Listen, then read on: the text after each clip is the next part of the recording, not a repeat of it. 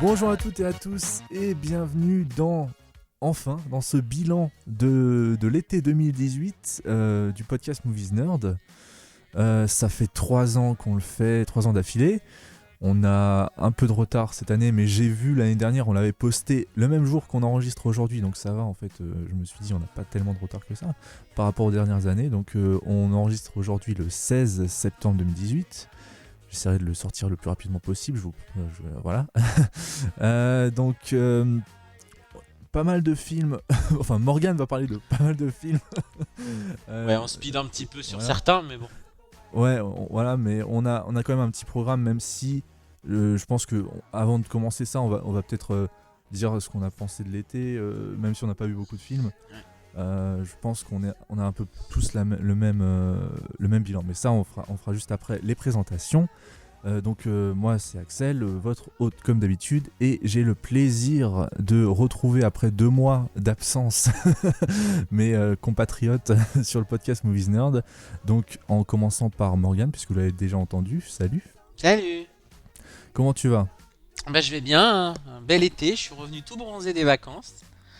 Bon, je suis un peu déçu parce que dans la rue, j'ai pas vu des fans, on m'a pas reconnu. Pourtant j'étais à Toulouse, une ville assez urbaine. Après je suis allé sur l'île d'Oléron, bon là-bas c'est peut-être un peu plus confidentiel, mais non, pas de fans qui m'ont demandé d'autographes ni de faire des selfies. Non, mais... Je suis un peu déçu quand même, mais bon c'est pas grave, hein. Morgane, dois-je te rappeler que nous faisons un podcast audio et pas vidéo, donc c'est un peu compliqué de te remarquer. Oui c'est vrai, mais si on me suit sur les réseaux sociaux on pourrait être non, mais bon c'est pas grave, mon ego on a pris un coup. À moins que tu parles tout le temps dans la rue. Et peut-être que tu croises quelqu'un qui reconnaît ta voix. Ah, je parle, je chante et je danse dans la rue. Donc, on n'est pas beaucoup à faire ça en France, donc logiquement il y en a qu'un, donc c'est moi. Donc dans ces cas-là, venez me voir. Ça devrait se remarquer, ouais. Ouais, selfie, si vous voulez, tout ça. J'ai pas eu beaucoup de demandes, je suis un peu déçu. Voilà. Bon, ok.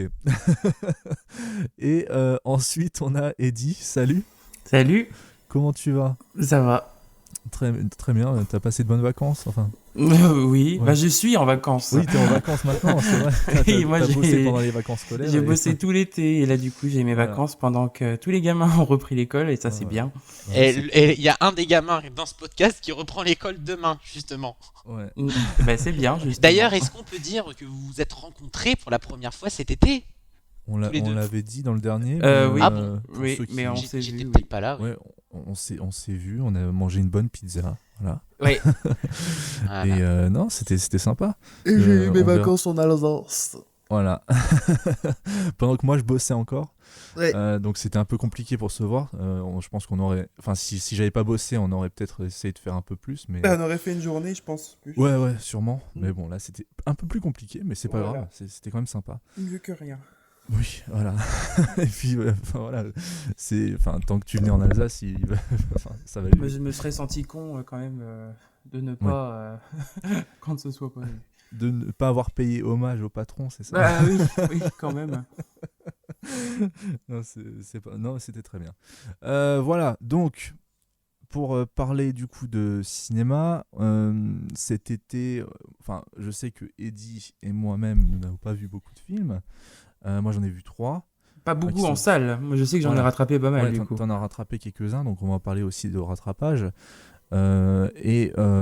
Morgane, pour son quota habituel, a vu moins de films. Voilà, on va dire ça. Je suis pas allé beaucoup au cinéma à cause des vacances, et puis voilà. Ouais. Et puis, on peut peut-être aussi le dire à cause du programme qu'il y a eu cet été. C'était pas non plus. En fait, j'ai l'impression que chaque été, on se fait un petit peu la même réflexion. Enfin, moi, je trouve qu'il y a beaucoup de films, beaucoup de promesses, et au final, peu de choses marquantes à l'arrivée.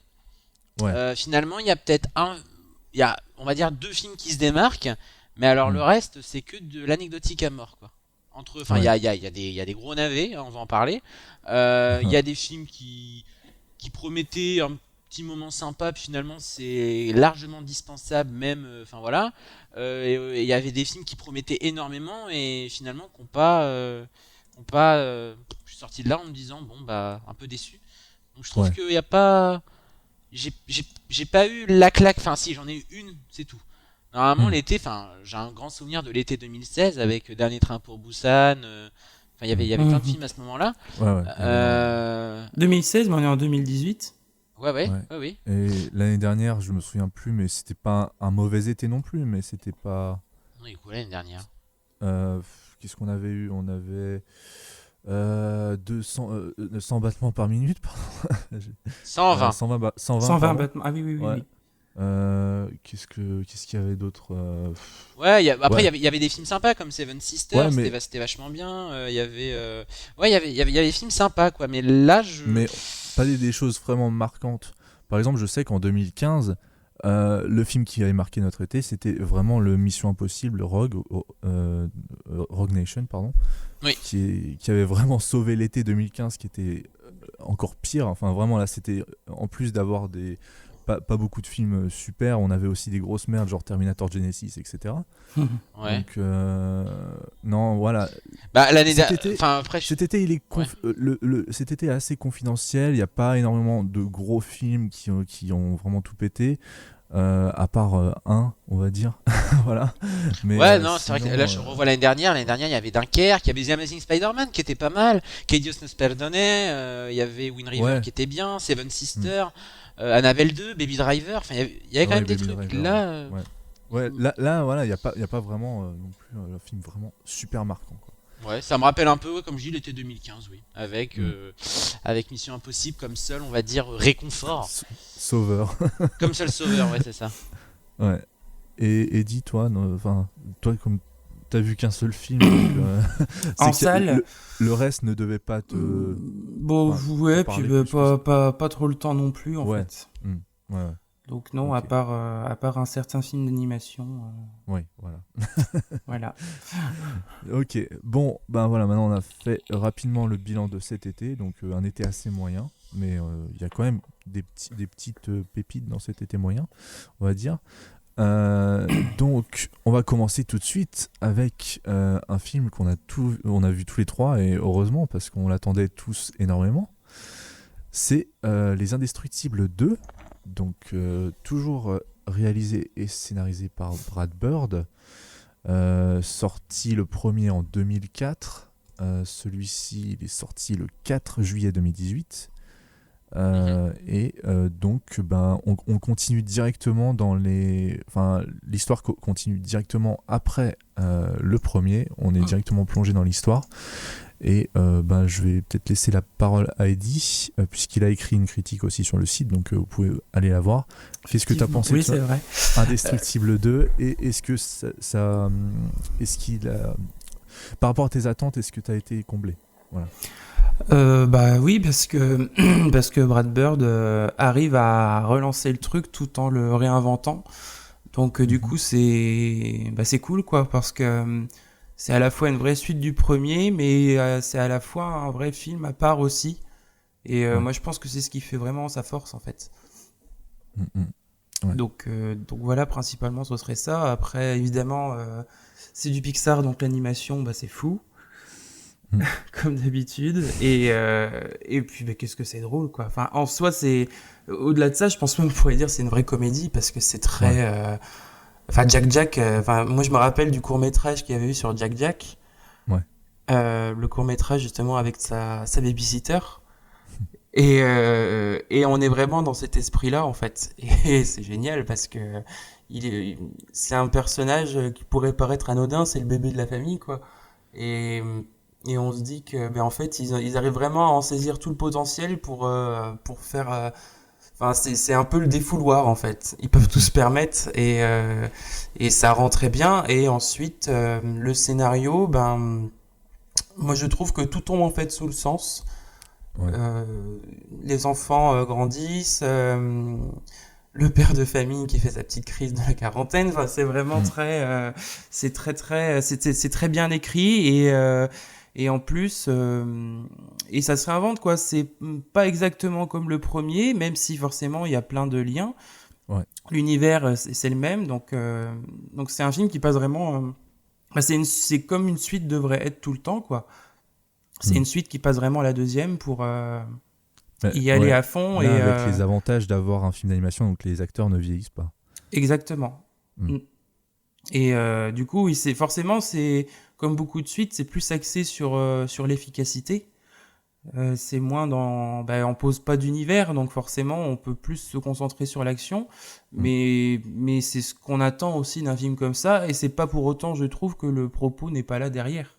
Ouais. Donc voilà, moi j'ai été ravi par ce film, et je le reverrai avec beaucoup de plaisir. Ok. Morgane, toi? Moi j'ai beaucoup aimé aussi, j'ai même adoré, je trouve que c'est peut-être la suite de Pixar la plus réussie avec Toy Story 2 quand même, parce que c'est vrai que Pixar et les suites des fois ils ont quand même du mal, hein. Le monde de Dory, moi j'avais quand même été un peu... J'avais pas Dory, détesté, mais... il est très bien en soi, mais c'est vrai que c'est pas mémorable, quoi. Yeah. Après, c'est un film qui a un potentiel sympathie tellement énorme. Oui, de base, parce qu'on adore le c'est personnage. Ça, en fait. Donc, voilà. Là, c'est après, vrai que il y a pas l'ambition derrière, quoi. C'est ça, voilà. Là, pour le coup, Les Indestructibles 2, c'est quand même un film où il y a une ambition formelle derrière, il y a un vrai désir de cinéma, une vraie cohérence par rapport au premier. Et c'est surtout que moi, ce qui m'a beaucoup plu dans le film, c'est justement cette cohérence par rapport au premier film. Pour qui j'ai pas non plus, j'ai pas non plus la fibre, parce que je sais que Les Indestructibles, le tout premier, c'est considéré, bon, évidemment comme un grand film, mais c'est pas le Pixar que je préfère, on va dire. Je l'adore, c'est vrai, mais c'est pas celui que je préfère, c'est pas celui avec qui j'ai le plus de rapport intime, on va dire. J'ai pas justement cette... Mais c'est justement là où... C'est ça que j'ai retrouvé dans le deuxième film, parce que je trouve que il est hyper complémentaire au premier. Les personnages ont évolué, même si ça reprend on va dire, oui, je crois que c'est immédiatement, c'est ça, ouais, c'est directement. Oui, ça reprend là où le premier s'arrête, parce que le premier s'arrête sur un cliffhanger, en fait, un petit peu. L'histoire est bouclée, mais il y a un nouveau méchant qui débarque, et on va se dire, c'est un méchant qui est un peu plus anodin. Du coup, ça peut se permettre de s'arrêter là-dessus, mais du coup, ça reprend quand même sur ce méchant-là, et ce méchant-là, c'est pas le méchant principal du 2. Après, je pense que c'est pas un spoil. Oui. Et tout le monde l'a vu de toute façon. Et je trouve justement qu'on y voit que du feu, parce que moi c'est ça qui me faisait peur, c'est de se dire, attendez, on est quand même, il y a eu plus d'une décennie qui s'est écoulée entre le premier et le deuxième. Donc comment ils vont faire pour pouvoir pour que ça passe bien, et je trouve qu'on y voit que du feu. J'ai l'impression qu'il a fait cette suite là, on va dire 4 mois après le premier, quoi, tellement je trouve qu'il a repris les rênes avec brio. Il a quand même l'ambition derrière, la maîtrise de son truc, et toujours avec cette idée de synergie entre les personnages où chacun est complémentaire à l'autre. C'est ça qui me plaisait dans le premier, et qu'on retrouve aussi dans Mission Impossible 4 fait par Brad Bird. C'est vraiment un film sur la famille, sur l'esprit d'équipe, sur comment l'un répond à l'autre, comment chacun est indispensable pour que la mission réussisse. Et avec un sens de la mise en scène, c'est hyper dynamique. Tomorrowland aussi, du coup. Tomorrowland aussi d'ailleurs. Et là, je trouve que c'est vraiment orchestré avec un tel désir de cinéma, et c'est tellement pas opportuniste. On sent qu'il y a vraiment il y avait une envie et une nécessité. Il n'y a aucune prétention, surtout, je trouve. Ah, aucune. Brad Bird, c'est un vrai créateur, et il arrive à rester humble. Oui, c'est vrai. On sent vraiment qu'il est porté, en fait, par... c'est sa créativité qui le porte. Un peu... Moi, ça me rappelle un peu, Kubrick ou tous ces cinéastes, en fait, c'est le film qui passe avant des ambitions personnelles. Tu sens que c'est des mecs qui ont rien à prouver, en fait, qui cherchent pas à prouver quelque chose, je trouve. C'est vrai. Tomorrowland, c'est vrai que c'est un projet qui est très on pourrait se dire, mais Mission Impossible, c'est le 4e segment d'une franchise, ça pourrait paraître comme étant une commande. Après, je pense que s'il l'a fait, c'est qu'il avait vraiment envie de le faire. Mais quand je repense à Tomorrowland, qui est quand même une création originale, et là, ça lui tenait vraiment à cœur. Et je pense que il l'a mal vécu, le fait que ça ne fonctionne pas auprès du grand public. Même si le film reste... le film gagne finalement sur le temps, comme c'était un petit peu ce qu'on supposait. Ouais, on s'en doutait. Mais c'est vrai qu'il a pas eu... Le problème, c'est qu'il a pas fonctionné au bon moment, quoi. Mais je pense que ça lui a permis de se remettre en cause. De toute façon, c'est pas anodin s'il est revenu à l'animation. Les Indestructibles 2, même si c'est un film génial, c'est la sécurité aussi. Mais du coup, comme tu le dis, Morgane, on a vraiment l'impression qu'il l'a fait dans la continuité du premier, qu'il l'a réalisé juste après. C'est ce qui me fait me dire que il avait déjà, je pense, l'idée sous le coude depuis bien longtemps, et là, ça lui a permis de la ressortir, en fait. Finalement, l'échec de est-ce que ça se trouve, l'échec de Tomorrowland nous a permis d'avoir les Indestructibles 2, je sais pas, mais est-ce qu'il serait revenu, je sais pas. Mais je pense que c'était prévu depuis longtemps, mais qu'il attendait peut-être le bon moment. Et en même temps, les Indestructibles sans Brad Bird. Ouais, non, ça aurait pas été aussi impactant. Même s'il y a d'autres bons réalisateurs chez Pixar, mais je pense que la patte Brad Bird, elle est très particulière. Elle est ancrée de toute façon dans le film et dans l'univers, donc ce serait compliqué de se passer de Brad Bird pour faire un Indestructible, je pense. Bah, puis en termes de ton, Brad Bird, c'est reconnaissable tout de suite, quoi. Tout Ouais, comme tu vas reconnaître, tout comme tu reconnaîtras tout de suite un film de Kubrick avec la mise en scène ou un film de Spielberg avec la mise en scène aussi. Ouais. Tu reconnais un film de Brad Bird, pas forcément dans ce qui va être mis en scène et tout, parce que Tomorrowland, même s'il y a de belles images, par exemple, il y a des plans qui sont un peu passe-partout. Mais par contre, en termes de ton, en termes de narration et tout, moi je trouve qu'on reconnaît bien en fait ce qu'il fait tout le temps. Et même dans Mission Impossible, moi je trouve que Mission Impossible est vraiment il est assez représentatif aussi de ce que Brad Bird est capable de faire en termes en technique en tout cas. Je pense que l'histoire lui apportait peut-être un peu moins, même si du coup ça lui a permis comme le dit Morgan, de jouer sur la complémentarité des personnages dans Mission Impossible, parce que ça reste une équipe. Mais on sent que c'était plus un film sur c'était plus un divertissement, quoi. Ouais. Oui, et puis ce qui est assez curieux, j'ai remarqué quand j'ai revu Mission Impossible 4 avant de revoir... je voulais être prêt pour le 6ème. Je m'étais refait aussi Mission Impossible 4 du coup. Et je m'étais dit, c'est quand même bizarre parce que Mission Impossible, il orchestre ça comme un film d'animation. Alors que ces films d'animation, il orchestre ça comme des films de super-héros, on va dire, traditionnels, style Marvel, on va dire, quoi. Et donc, quand il est dans un film live, il a des élans de cinéma d'animation. On a un côté burlesque et tout, dans les scènes d'action et tout. Alors que dans les scènes d'action de ces films d'animation, il y a quand même un vrai sens du dynamique qu'on retrouve dans le cinéma d'action. C'est totalement vrai, j'avais pas pensé à ça. Parce que quand tu regardes je repense tout le début de Mission Impossible 4, la scène avec le miroir et tout. C'est très animation, la tempête de sable et tout, c'est très... c'est beaucoup de trucs que tu pourrais te permettre qu'en animation parce que ça paraîtrait gros, et oui, comme tu dis, c'est burlesque en fait. La scène sur le building. Sur le building, le gant qui tombe et tout, lui qui en gros est projeté un peu de partout parce que je trouve qu'on retrouve quelque chose de burlesque et tout. C'est ça qui fait sa force aussi à Brad Bird. Et il a pas peur d'être noir aussi. Surtout, justement, là on peut en parler. Il y a toujours une part de sombre dans le propos aussi, je trouve. Dans parce les que Indestructibles 2, surtout on en a. Les Indestructibles 2, il a quand même quelque chose. Il a un ton assez grave par moment, et c'est con, mais parfois les enjeux dramatiques sont plus dramatiques que dans le dernier Avengers. Non, mais c'est vrai. Hein. C'est totalement vrai. Il a un côté un peu flippant quand même. Il y a quand même des scènes qui sont un petit peu. Je trouve pour un jeune public c'est quand même particulier avec mais de toute façon pour moi c'est clairement pas les Indestructibles, c'est pas pour les enfants. C'est pour nous, c'est pour nous. Oui, voilà, je pense que là à moins d'avoir moi j'ai vu la moyenne d'âge dans la salle où j'étais, il y avait beaucoup d'adultes. Mais oui, parce que c'est un film qui est sorti pendant que nous on était adolescents ou enfants, et c'est un film clairement qui s'adresse à nous. Mais un peu comme avec Toy Story 3. Pareil, à l'époque, c'était ça aussi. Toy Story, c'est... Voilà. Alors, le 4, par contre, il va pas être pour nous, je pense. Parce que... Non, il va être vraiment axé enfant. Mais en tout cas, je trouve que dans les Indestructibles 2, il y a quand même des moments... les scènes avec l'hypnotiseur sont quand même pas rassurantes. Même moi qui étais adulte, qui suis adulte, je crois, j'étais pas non plus le plus serein, quoi. Il y a des jeux de lumière assez inquiétants et tout. Et c'est pour ça qu'il y a quand même un ton très grave qui est, on va dire, assez inattendu quand même.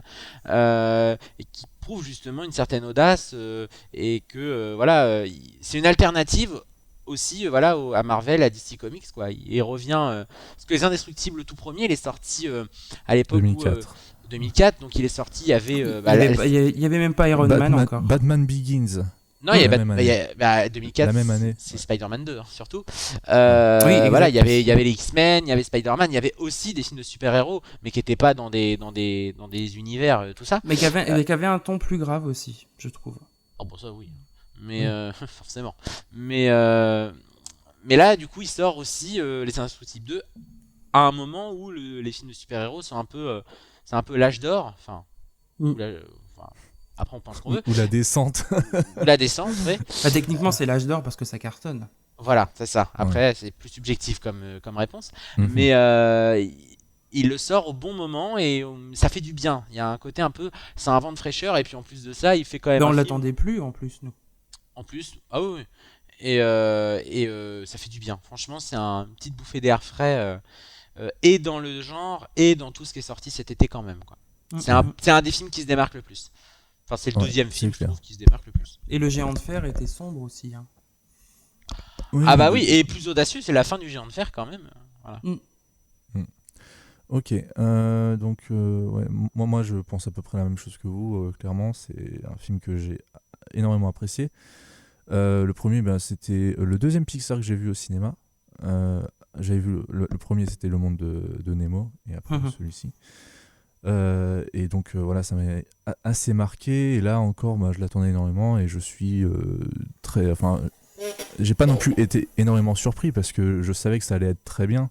Donc voilà, c'est vraiment c'est vrai qu'il n'y a pas de surprise de ce côté-là, oui, au final, à chaque fois.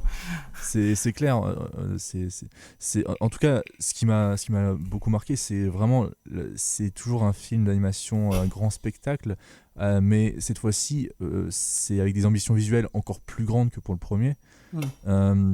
Je trouve que l'univers est toujours aussi intéressant, avec un mélange technologique avancé, tout en ayant une esthétique très portée sur les années 50-60. Ouais. Ça se développe encore plus dans ce film, et c'est vraiment fascinant à découvrir, en fait. C'est toujours très fouillé visuellement, sans jamais que le spectateur soit perdu à l'écran. C'est une touche un peu birdienne.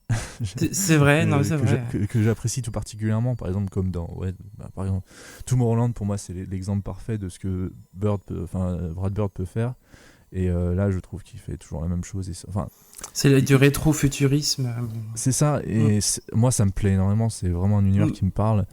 Donc, je trouve que c'était une bonne idée d'avoir fait une suite directe au premier. On nous balance direct dans le feu de l'action sans aucune explication, mais pourtant, on se sent vraiment pas perdu. Le découpage de la plupart du film en 2 arcs narratifs différents est vraiment intéressant à suivre. Ouais. Je trouve qu'ils ont trouvé en fait la bonne balance au niveau du montage. Entre un qui se concentre sur les exploits d'Elastigirl, qui essaie de racheter les actions qui ont causé du tort aux super-héros vis-à-vis de l'opinion publique. Oui, il y a un vrai questionnement. Rempli de scènes d'action époustouflantes et quelques moments très drôles. Par exemple, le moment où les enfants appellent Elastigirl en pleine mission alors qu'elle est sur sa moto, et c'est vraiment des scènes très cocasses, c'est vraiment assez marrant. Et l'autre partie, en fait, l'autre arc narratif, c'est sur la vie de famille de Monsieur Indestructible, où il doit s'occuper des problèmes différents de ses enfants. Jack avec ses nouveaux pouvoirs, Flèche avec ses résultats à l'école. La scène avec le raton laveur, c'est génial. Ouais, non, c'est tellement bien. Et même Edna Mode, ils en abusent pas. Edna Mode qui est pourtant assez populaire du coup depuis le premier. Oui. Et là, elle a sa petite scène, quoi, mais c'est tout. Ouais, mais c'est comme dans le premier, en fait. Elle a sa petite scène, elle lance ses petites piques comme quoi Elastigirl n'a pas pris son dernier costume chez elle. Et puis voilà, non, c'est plutôt. Et c'est lui qui la double en VO, je crois d'ailleurs. Ouais. Donc Flèche avec ses résultats à l'école, et Violette avec une histoire d'amour assez compliquée qui amène souvent à des situations très drôles, et d'autres aussi assez touchantes et vraiment sincères. J'ai trouvé il y a une vraie émotion dans le film qui se ressent. Il y a aussi cette part sombre, mais je trouve que les relations père-enfant sont vraiment bien développées dans ce film, et moi j'ai trouvé ça vraiment assez touchant. Donc voilà. Je trouve que l'histoire est assez intéressante sur la légalité des super-héros et leur impact sur la vie des citoyens lambda. Malgré tout, le scénario ne surprend pas plus que ça, je trouve. Jamais. J'ai vu tout venir. Ouais. Il manque un petit éclat de génie, un petit peu de folie, pour que cet excellent film, c'est déjà un excellent film, ne soit à la hauteur du chef-d'œuvre qu'est, à mon avis, son prédécesseur. Peut-être qu'il nécessite plus de visionnage pour monter un petit peu à ce rang, mais pour l'instant il reste seulement, et c'est déjà très bien, un excellent film. L'identité du méchant est plutôt facile à trouver, et en fait j'ai trouvé ça un peu décevant. C'est un film féministe. Oui, aussi. mais dans tout, mais justement, c'est pas féminisme bisounours rose bonbon, c'est ça, parce que finalement même les méchants, voilà quoi. Ouais. On essaye de pas trop. Bah De toute oui, façon, non, mais c'est ceux ça qui ont que vu j'ai le trouvé film, bien ceux qui ont vu aussi. le film comprendront ce qu'on vient de dire. Mais en fait, le fait qu'on soit pas surpris, et surtout après Coco, avec ses différents rebondissements assez surprenants, je trouve que Pixar avait prouvé qu'il pouvait faire un peu mieux que ça à ce niveau-là. Et bon, c'est une petite déception, mais c'est vraiment rien du tout sur tout le film. Un casting vocal toujours au top. Je l'ai vu en VF. Pour moi, le changement de voix ils m'ont pas vraiment dérangé plus que ça. Je trouve que Bah les si, performances Bob un petit peu, mais bon, après on s'y fait. on s'y fait. Enfin, ouais, c'est pas non plus extrêmement gênant, je trouve. Les performances sont toujours c'est au niveau du premier, quoi. Et on n'a pas encore parlé, mais le truc qui m'a vraiment plu dans ce film, c'est la bande sonore. Toujours aussi jazzy et avec une pêche de dingue. Des gros coups de cœur pour les thèmes d'Elastigirl, Frozen et Monsieur Indestructible, qui sont super catchy. Michael Giacchino s'est vraiment surpassé sur cette BO, et je pense qu'elle est pas loin d'être ma préférée de toute sa carrière. Ah oui. Ouais, clairement. Le film nous en envoie tellement dans la gueule visuellement que c'est un peu difficile de se faire un vrai avis sur la qualité de la bande sonore à la sortie du film. Mais personnellement, c'est en réécoutant sans tout l'aspect visuel que je me suis rendu compte du travail de dingue qui a été fait en fait sur la BO. Et voilà, je trouve que il s'est dépassé par rapport à tout ce qu'il a. Enfin, c'est un peu compliqué de dire par rapport à tout ce qu'il avait fait, mais voilà, ça, c'est pas loin d'être une de mes préférées de toute sa carrière, quoi. Donc voilà, moi j'ai beaucoup apprécié le film comme vous deux, et voilà, on le conseille énormément. Je pense que si le film vous avait intéressé, de toute façon, il passe encore au cinéma. Enfin, chez moi, il passe encore. Les films d'animation, ça reste souvent très longtemps à l'affiche, surtout quand ils fonctionnent. Ouais. Donc voilà, on vous le conseille énormément. Ok, bon, on a fini sur Indestructible 2. On va essayer de faire un peu plus rapide sur le reste. Oui, mais là, ça va être très rapide sur les 4 prochains. Bah, les Indestructibles 2, c'était un peu notre film du mois, quoi. Le film coup de cœur de juillet, c'est clair. Donc, Morgane, toi, tu vas nous parler maintenant d'American Nightmare 4. Ouais, on va enchaîner un peu quelques films, voilà, que j'ai vu un peu pas à la va-vite, mais je les ai un petit peu enchaînés, ces films-là. Donc, j'ai vu American Nightmare 4 avec plutôt de l'enthousiasme, parce que j'aime bien le 2 et j'aime beaucoup le 3. J'aime moins le premier juste parce que je trouve ça con qu'un postulat comme ça, bon, vous le connaissez, je vais pas le rappeler, soit raconté dans un film en huis clos. Je trouve ça complètement débile. Alors le 2 avait rattrapé le truc. C'est vrai que voilà, si on me dit dans un film, oui, le meurtre est autorisé, donc en gros c'est un peu le bordel dans les rues, pourquoi faire un huis clos pour nous montrer ça? Donc le premier, ça se tenait pas du tout, mais le 2 et le 3 étaient très cool. Le 4 va nous raconter les origines de cette purge, d'où est venue cette idée de purge. Et honnêtement, je l'ai jamais vu, moi, du coup, ça. Et bah honnêtement, on s'en fout. Pas que tu l'aies pas vu, mais du film. Parce que franchement, ça n'a aucun intérêt, ça met des plombes à démarrer, mais j'ai jamais vu ça. Et une fois que ça démarre, c'est caricature sur caricature, ennui sur ennui, des rebondissements, mais qui procurent zéro effet. Alors que les premiers, il y avait quand même cette idée il y avait une tension quand même qui était là, parce que les deux premiers, oui, parce que le 3 déjà, pour moi, il l'avait foiré déjà. Foiré, tu trouves? Le côté politique fonctionnait pas, je trouve. Bah, le côté politique, c'était un petit peu, c'était un peu grossier. C'était pas une pique à Trump, etc. C'était un peu mal foutu. Voilà, comme le 4, le 4 c'est pareil. Non, bah non, parce que Trump était pas élu, je crois. Non, mais mais c'était l'année, c'était l'année. Ça devait être l'année des élections, par contre. Ouais. 2016, c'est en 2016 qu'il a été. Oui, c'était en 2016, novembre 2016. Ouais, donc c'était des élections. Ouais, il est sorti avant l'élection de Trump. Oui, et puis il y avait. Moi, je trouvais que la dimension politique était plutôt intéressante, et à défaut d'être subtile, elle était là et elle était ce qu'elle est, mais je la trouvais plutôt bienvenue dans un. Au moins, le film se démarquait, c'était pas la suite pour la suite. Dans le même genre, j'ai trouvé la saison 7 d'American Horror Story plus pertinente. Et encore, c'est pas.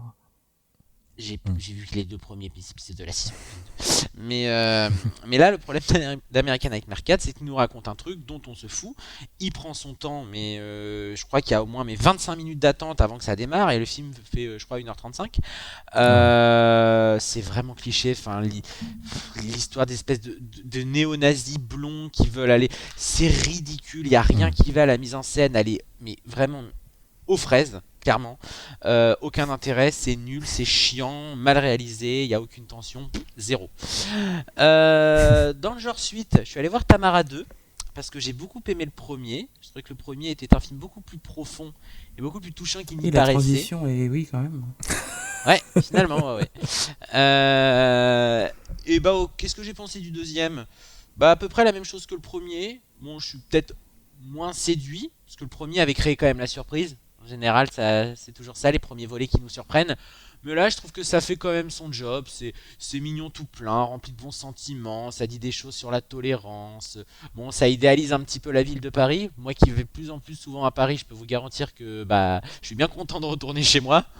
Parce que Paris, c'est bien quand on y va en touriste les 2 premières fois, mais je peux vous garantir qu'après, c'est un peu chiant. Oui, mais même, hein. Ouais, c'est un peu étouffant. Même Mais, en y allant en touriste les 2 premières fois, hein, moi j'ai jamais aimé. Hein. T'as jamais aimé Paris? Je déteste Paris. Moi, c'est...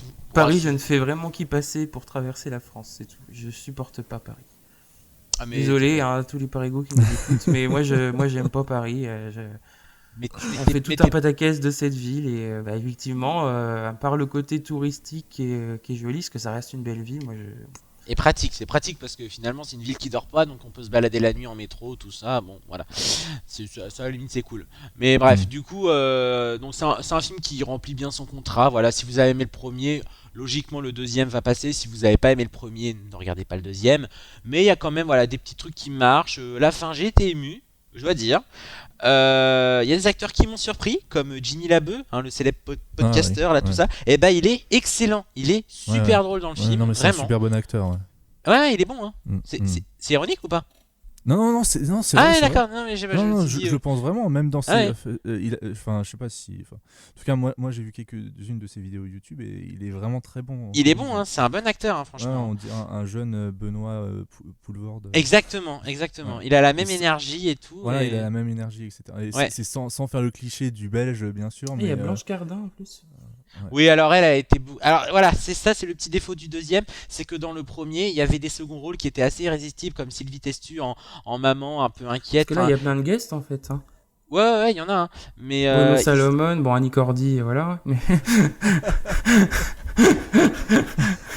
Désolé. Ouais. C'est quoi? C'est bien Annie Cordy, attends. Ah non, alors, et pour info, elle est exécrable. Pourquoi? Elle est venue à une manifestation à côté de chez nous il y a une dizaine d'années et elle était en province et du coup elle comprenait pas que son siège soit posé directement sur l'herbe et pas sur une estrade, machin. C'était D'accord. Voilà. Ok. Dis donc. Dis donc. Donc elle elle me a déçoit, peut-être un Nini. beau chapeau avec plein de trucs dedans, mais elle est pas fine, la Cordy. Et bah Bref. justement en termes de second rôle, voilà, c'est un peu plus faible. Dans le premier, il y avait quand même des second rôles qui étaient assez savoureux. Là, ils sont un tout petit peu transparents, c'est un peu mon regret. Mais ça reste voilà une bluette sur la tolérance. Ouais, c'est le genre de truc qui serait très bien sur TF1 mais qui aurait pas besoin de Ouais, sortir en salle. il y a quoi. Ryan Bensetti, c'est estampillé TF1, hein, mais c'est pas mal. Puis Ryan Bensetti, quand même, il est intéressant comme acteur, franchement. Ouais, mais il a une tête de petit con et j'arrive pas. Ah, Moi, bah. j'arrive pas à me sortir. Ah Ryan oui, non, mais Bensetti, violent, quoi. c'est Clem et toutes ces conneries là. Voilà, c'est tout. Oui, mais bien sûr, mais après, non, il a fait aussi la finale avec Thierry Henry. Henry, je raconte. Thierry Henry, bien sûr. Non, mais ça parle. Merde, Thierry Lhermitte, Lhermitte. pardon. Lhermitte, Voilà, qui est ouais. sorti il y a quelques mois et qui était vachement bon. Non, c'est un acteur qui se débrouille. Bon, il est pas mémorable non plus, mais il se débrouille pas mal. Non, tous sont bons, hein, franchement. Mais voilà, c'est un joli film, on va dire. Ça se regarde, Ok. c'est pas méchant. Ensuite, j'ai vu Paranoia de Steven Soderbergh, alors que lui, j'attendais beaucoup. Ouais, Déjà moi pour aussi, ce que ça racontait et pour la démarche. Rappelons que c'est un film qui a été tourné entièrement avec un iPhone. Ouais. Donc je me suis dit, waouh, Soderbergh qui Ah fait oui, ça. Paranoia, oui, ce qu'on a vu sur Tamara là.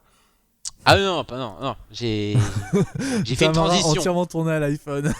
Avec Steven Soderbergh. Voilà, oui, Tamara 3 par Steven Soderbergh. Ok, si on veut. Donc Paranoia, hein, l'histoire d'une femme qui va se retrouver internée dans un asile psychiatrique contre son gré. Tout était là pour me plaire, hein. Moi, les histoires d'hôpitaux un peu chelous, c'est mon dada. J'adore ça. Un vol au-dessus d'un nid de coucou, dédicace. là, je trouve qu'il y a un petit problème dans le film, c'est que on m'avait vendu ça comme quelque chose d'assez ambitieux. Alors effectivement, je trouve que le scénario est plutôt bien orchestré. Mais j'ai un gros souci, avec l'actrice principale, donc Claire Foy, qu'on va retrouver dans Millennium 2 de Fede Alvarez. Oui, non, j'allais dire non, qu'on ne retrouvera plus dans The Crown, malheureusement. Oui. Ah bon, elle joue dedans? Elle joue la reine jeune, mais du coup, le casting change pour la saison 3 parce qu'ils font vieillir les personnages. Ah bah oui, c'est Mais sûr. c'était prévu depuis longtemps. Ah oui, bah voilà. Bah honnêtement, je sais pas comment elle est dans The Crown, mais en tout cas, j'ai eu un Elle est problème avec elle dans exceptionnelle. Paranoia. Sincèrement, elle est exceptionnelle. Enfin, moi, je revois des. Enfin, déjà, physiquement, elle est très très proche de la reine quand elle était jeune. Et elle le joue vraiment très très bien, quoi. Enfin, pour moi, c'est parfait. Hein. C'est vraiment une des meilleures interprétations que j'ai vues dans une Bah, série, en tout cas, pour des personnages réels, en tout cas. Alors peut-être, je laisse le bénéfice du doute, mais c'est vrai que dans Paranoia, peut-être que la VF aussi amplifie ce côté un petit peu. Enfin ouais, des fois une mauvaise VF, ça fait tout. C'est ça. Après, je pense que c'est un rôle assez particulier aussi. Hein. Oui, puis c'est pas la seule quand même irritante. On a quand même Juno Temple qui fait partie des actrices que je supporte le moins au monde. Et dès qu'il y a Juno Temple, j'ai envie de cramer mon écran. Je ne peux pas blairer cette comédienne. Je ne peux pas. Ah, je peux pas du tout, Juno Temple. Elle m'irrite profondément. Et elle a son rôle dans le film encore plus. Mais justement, j'ai pas ressenti le malaise. Surtout un film tourné à l'iPhone. Je me suis dit, il va y avoir des angles de caméra qui vont un peu vertigineux. Ça va être glauque, ça va être claustrophobique à mort, et j'ai pas ressenti ça. J'ai trouvé que le scénario marchait quand même, mais que la démarche artistique avait pas de valeur ajoutée, il y a aucune plus-value. Ça aurait été une caméra normale, j'aurais pas vu la différence. Ouais. Pas du tout. Donc je trouve que sur le papier c'est alléchant, mais quand on voit le film, c'est un tout petit peu, c'est anecdotique finalement. Je suis pas méga convaincu. J'ai pas passé un mauvais moment, je me suis pas ennuyé du tout. Mais j'ai pas trouvé ça aussi extraordinaire. Enfin, les belles promesses n'ont pas été tenues pour moi. Même sur le grand écran, ça. Désolé, sur Paranoia, sur le grand écran, ça rend bien ou pas, enfin. Oui, ça rend bien, mais je pense que ce soit sur un grand écran ou sur un petit écran, il n'y a pas de. Par exemple, un film comme Unfriended, je trouve que sur un grand écran, ça a pas vraiment d'intérêt. Ça n'a pas d'intérêt. Ouais. Ça n'a pas d'intérêt, y compris le film que j'ai vu hier, Searching. Sur un grand écran, ça n'a pas vraiment d'intérêt. Mais la Paranoia, je pense que grand écran, petit écran, finalement, il n'y a pas de. Il y a pas de valeur ajoutée selon les conditions de visionnage, quoi. Donc, voilà. Et puisqu'on parle de promesses tenues, donc là je vais parler de Skyscraper, donc The Rock dans un film, vous pouvez être sûr. C'est vraiment le film bourrin de l'été là. Ah, c'est bourrin, c'est gros, il y a rien qui va, mais putain ce que ça fait du bien, est-ce que ça marche. Vraiment voilà, quand il y a The Rock Dwayne Johnson quoi. Voilà, franchement il escalade une c'est nul mais c'est super cool en fait. Voilà, il y a Neve Campbell, donc la fameuse Sidney Prescott, qu'on est allé déterrer des tiroirs hollywoodiens. On a des nouvelles de Sidney. Ah oui, elle est là, hein. Elle a fait quelques acrobaties dans le film vu qu'il y a ce fight avec 2-3 méchants. Mais il cartonne en plus ce mec. Hein. Il cartonne. Mais après, voilà, moi, mais en même temps, je pense qu'il est conscient de ce dans quoi il peut jouer et il a raison, hein, j'ai envie de dire. Ouais. Oui, puis franchement, ça passe bien. Non, mais c'est surtout, c'est quand même insensé parce que c'est l'histoire quand même d'un gars qui a. Faut que je la raconte. Il a eu un accident suite à pas un attentat, mais quelqu'un qui s'est fait sauter par une bombe. Il l'a pas vu, du coup il a perdu une jambe. Du coup il a une jambe pas en bois, mais il a une prothèse.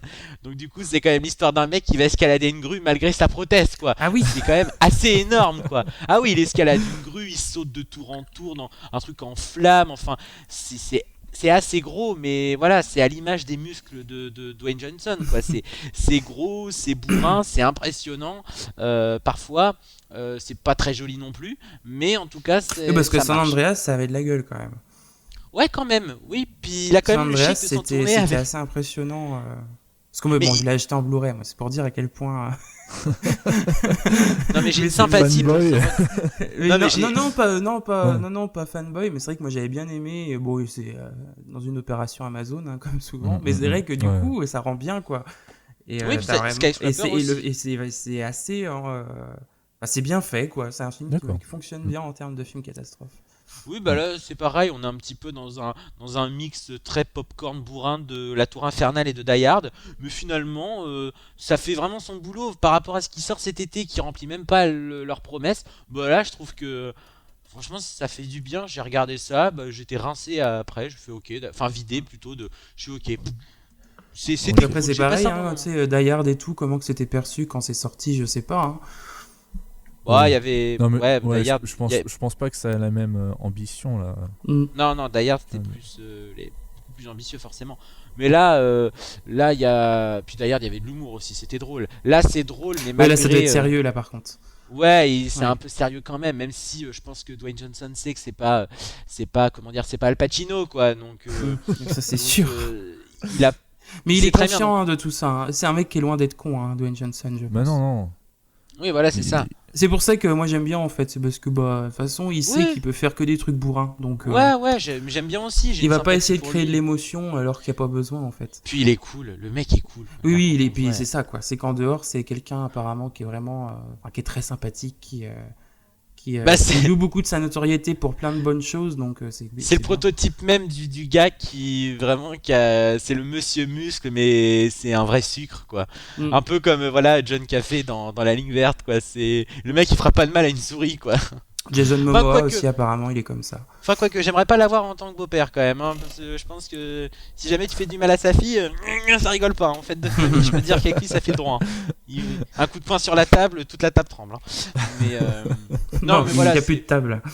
il y aura plus de table, c'est ça. Donc non, mais c'est le divertissement estival bien crétin qui fonctionne bien et voilà, ça fait pas de mal. Ok. Donc maintenant on va passer à un rattrapage d'Eddie. Donc Mhm. tu vas nous parler. Nous on en avait parlé avec Morgan, il me semble en janvier ou en février Oui. quand il est sorti. Ah oui. Et donc toi tu as pu le rattraper pendant cet été. Et donc tu vas nous Mhm. parler de Pentagon Papers, le génial film de Steven Spielberg. Voilà. Exactement, et bon, qui sera sûrement dans mon top, hein. Ah ouais, moi Et, c'est. Ouais. parce que voilà, Ça c'était. doit être Oui, premier. excuse-moi. Oui. Non, je disais, il me semble, enfin, si je réfléchis bien, je pense que c'est le premier pour l'instant dans ma Ah liste. oui. Ouais. Effectivement, ouais. Non, vraiment, ouais, il m'a Ouais, moi j'ai trouvé ça en fait. Si je devais choisir un adjectif, ce serait virtuose en fait. Hmm. Et c'est du grand Spielberg, alors qu'on a tendance à penser que voilà Spielberg il fait plus que des films chiants. On nous a prouvé qu'il était capable quand même de revenir à un cinéma d'action et de science-fiction avec Ready Player One, même si le film n'est pas exempt de tout défaut. Je l'ai revu Ready Player One, donc je trouve toujours ça sympa, mais après c'est vrai que c'est pas, pour moi c'est pas le film du siècle non plus. Mais là pour le coup, Pentagon Papers, c'est que c'est vraiment c'est à la fois hyper prenant parce que c'est très bien écrit. Et on sent que c'est des sujets qu'il maîtrise quoi, ça. En vieillissant, Spielberg il a vraiment acquis, il a toujours été capable de traiter des sujets sérieux, mais on sent que vraiment là sa grande carrière finalement lui apporte quelque chose en plus dans la réalisation de ces films là, et c'est vrai qu'il arrive à allier vraiment la finesse dans l'écriture, à la réalisation, à la mise en scène, à la direction d'acteurs et tout. Et voilà quoi. Et c'est vrai que nous offrir Tom Hanks et Meryl Streep comme ça dans deux rôles aussi bien écrits et aussi bien aussi intéressants à suivre, c'est génial quoi. Moi je me suis vraiment j'ai vraiment été bercé par le film, et je suis vraiment en admiration en fait quand je vois qu'on est capable de faire ça sur des sujets qui pourraient paraître aussi chiants, et voilà. Parce qu'au-delà de ça, c'est que en plus le sujet est vraiment intéressant, et pourtant moi toutes ces affaires, ces trucs là, c'est vrai que hors documentaire souvent ça m'ennuie en fait. Le côté documentaire me permet de suivre, mais en film ça a du mal souvent à t'intéresser. Ouais, voilà. Et pour le coup, là, il arrive vraiment à me captiver avec plein de détails. Et c'est pourtant pas hyper verbeux, c'est très simple. Donc voilà, c'est à la fois accessible et vraiment bien fichu. Et voilà, c'est du grand Spielberg. Pour moi, c'est vraiment... Ouais. Donc, voilà. Au niveau du dialogue, c'est un peu du Aaron Sorkin, mais un peu plus basique, on va dire. Ouais. Ouais. Mais il y a On des retrouve un peu la scènes. même intensité, quoi. Mais peut-être moins verbeux, comme tu dis. C'est ça. Et Tom Hanks et Meryl Streep, c'est vraiment dans la gestuelle aussi que ça passe. Et c'est là qu'on se rend compte que c'est pareil, eux, ils ont vraiment gagné au fur et à mesure du temps. Et ils sont. C'est comme le bon vin, quoi, finalement. C'est ça. Ils ont une bonne expérience. Ouais. Et c'est ça. Et c'est génial, en fait, de voir des grands acteurs comme ça. Mais toujours capables de se renouveler. Et c'est vrai que Tom Hanks, à chaque fois, moi, ça me scie les pattes, quoi. C'est vraiment un acteur exceptionnel. Et Meryl Streep aussi. Et elle, en plus, elle est vraiment touche à tout. Elle a joué dans plein de registres différents et à chaque fois, voilà, elle est capable d'aller dans le surjeu, mais c'est vrai que dans des rôles comme ça, elle s'en sort tout le temps bien, quoi. Je sais pas si t'avais vu Le Pont des Espions ou pas. Non, mais du coup, faudrait. Il faut vraiment que tu le vois. Hein. C'est dans la même veine et c'est tout aussi. Mais moi, j'avais bien aimé déjà tout ce qui était. Alors, c'est plus ancien, mais tout ce qui était Munich, ouais. tout ça, j'avais trouvé ça vachement bien déjà. Ouais. Et c'est vrai que voilà, Le Pont des Espions, franchement, il faudrait que je le voie. Ouais, mais il faut que je prenne le temps. C'est toujours le souci. Oui, mais voilà, moi j'en reviens toujours à me dire, c'est dingue quand même que le mec qui a commencé avec des petits films comme Duel ou qui a connu la consécration avec tout ce qui était Jaws, Jurassic Park et tout, et qu'aujourd'hui il arrive toujours à garder ce côté popcorn, blockbuster qu'il a engendré. Il arrive à le prouver encore avec Ready Player One. Et à côté, être capable de toujours faire des films comme ça, quoi, avec une vraie intensité. Et puis c'est surtout que, voilà, je veux dire, là, il y a une symphonie dans l'image entre l'imprimerie, enfin, c'est vraiment, c'est très, très, c'est très, très bien fait. Et bravo, sincèrement, c'est magnifique. Ouais. Donc, après, tu veux parler de La Nuit à dévorer le monde, donc un autre rattrapage. Alors que c'est un plus petit film, là, pour le coup, et c'est français.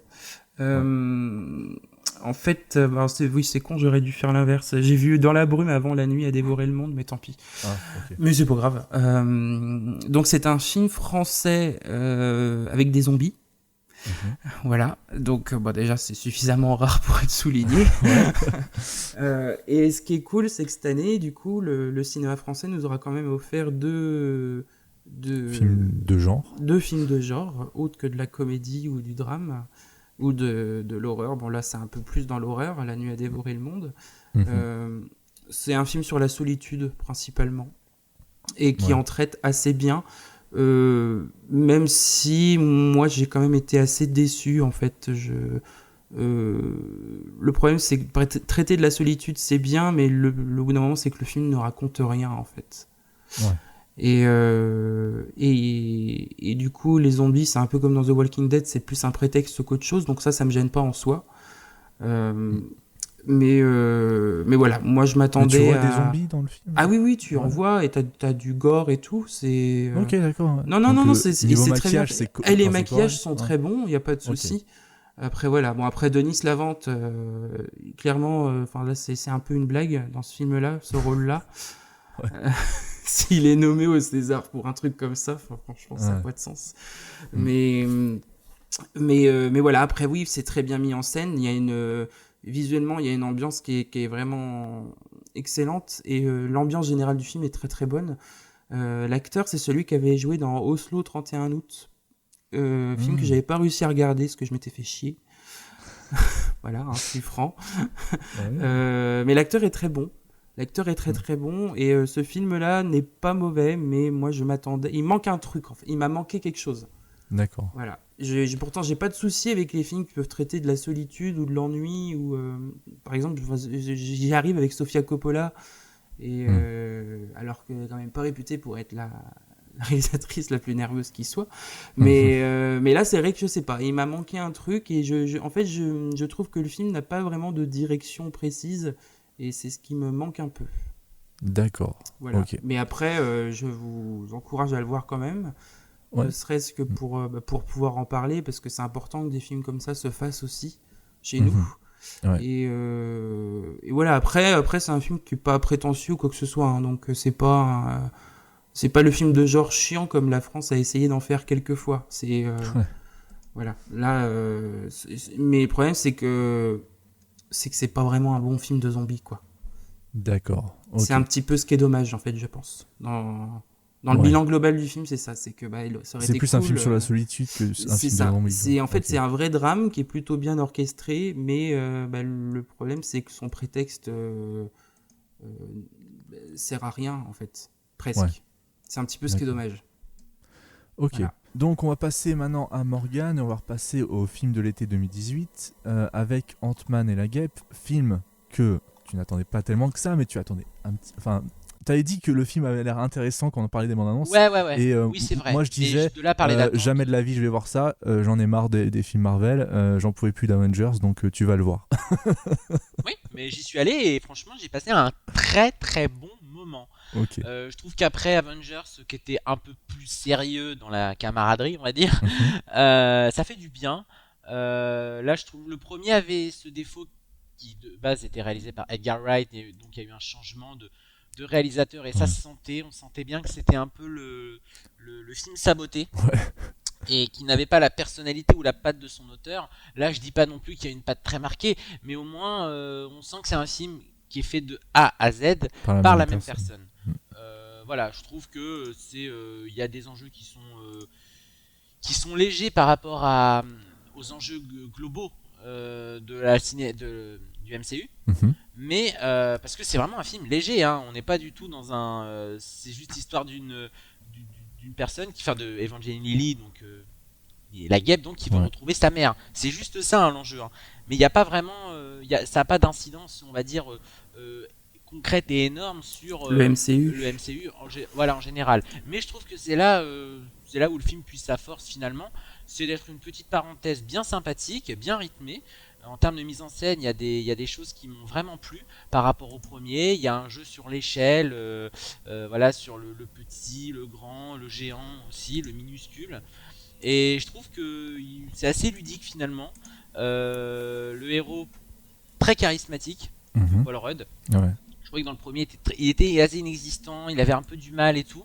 Là, je trouve qu'il est plutôt, il fait l'affaire, il est drôle, vraiment dans l'esprit du Marvel classique, on va dire. Evangeline Lilly que j'adore. Oui, parce qu'elle était sur Lost, voilà. Elle était sur Lost, mais de toute façon, moi, dans ma tête, je la vois toujours comme Kate Austen dans Lost, hein, vraiment. Mais je l'aime beaucoup, je trouve que le personnage est très bon. Michael Douglas, c'est du Michael Douglas. Michelle Pfeiffer fait un peu de la figuration. Je trouve que bon, ce qui est dommage toujours, c'est ça manque de méchant quand même. Ouais. Le méchant est la méchante est un petit peu fonctionnelle et un peu transparente, même si c'est un peu son trait de caractère, c'est un peu sa caractéristique principale. Mais je trouve que voilà, c'est un divertissement estival qui fait le job. Et c'est franchement, le pire a été évité parce que je m'attendais pas à adorer, je m'attendais au moins à passer peut-être un moment beaucoup plus sympathique que le premier. Et franchement, il est bien meilleur que le premier. C'est une suite de qualité que je vous recommande. Mais c'est pas non plus le film Marvel ultime, hein, loin de là. Ok. Mais en tout cas, par rapport à ce qui se fait, encore une fois, par rapport à ce qui est sorti cet été, c'est peut-être un des moins pires aussi. Franchement, j'ai beaucoup aimé. Ok. Ensuite, tu vas nous parler de The Guilty, film Guilty, allemand, il me semble. Danois, ok. Danois, ouais. On me l'avait pas mal vendu. Chaudement recommandé. Parce que voilà, la presse était assez unanime sur le film. Il y a eu des retours critiques de personnes qui l'avaient vu dans des festivals et qui m'avaient dit ce film-là vaut le coup.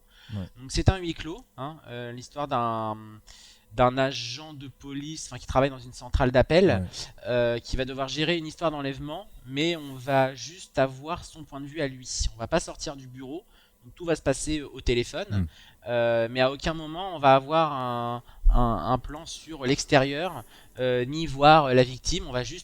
On va entendre tout le monde, que ce soit la victime, les personnages autres, les agents de sécurité, les sauveteurs, etc. Donc tout va se jouer là-dessus. Et je trouve que c'est un film plutôt réussi, qui tient en haleine. Moi j'aime beaucoup, de toute façon, ce genre de postulat minimaliste qui se passe, tout ce qui est huis clos. Enfin, ça m'a rappelé un petit peu Phone Game aussi, quelque part, de Joël Schumacher, pas Schumacher. Voilà. Donc non, c'est un film qui vaut le détour parce qu'en plus de ça, il amorce quand même une morale assez intéressante sur le sentiment de culpabilité, vu que évidemment le personnage principal, le personnage qu'on suit, dont je me rappelle plus le nom, que ce soit le personnage ou l'acteur, parce que c'est un Danois, donc je me rappelle plus. Mais en tout cas, l'acteur est assez génial d'ailleurs, et le casting vocal est assez génial, je trouve, parce que sur ce Tu l'as genre de vu en film, il faut VF? quand même qu'il y ait des. Bah non, je l'ai vu en VO. Oui. Bah non, cinéma d'art essai. Et je trouve justement que le casting vocal est assez génial. Toutes les voix, enfin tous les acteurs qui se suivent au téléphone ont quand même une voix qui très distinguée, une voix très marquante. Tu les reconnais tout de suite en fait. Ouais. On les reconnaît tout de suite et pourtant c'est des Danois. Donc je suis pas très vite, je suis pas trop. Voilà. Non, je sais pas faire l'accent danois, mais vous m'avez compris. C'est pas fait danois deuxième langue. Hein. Non, du troisième d'ailleurs.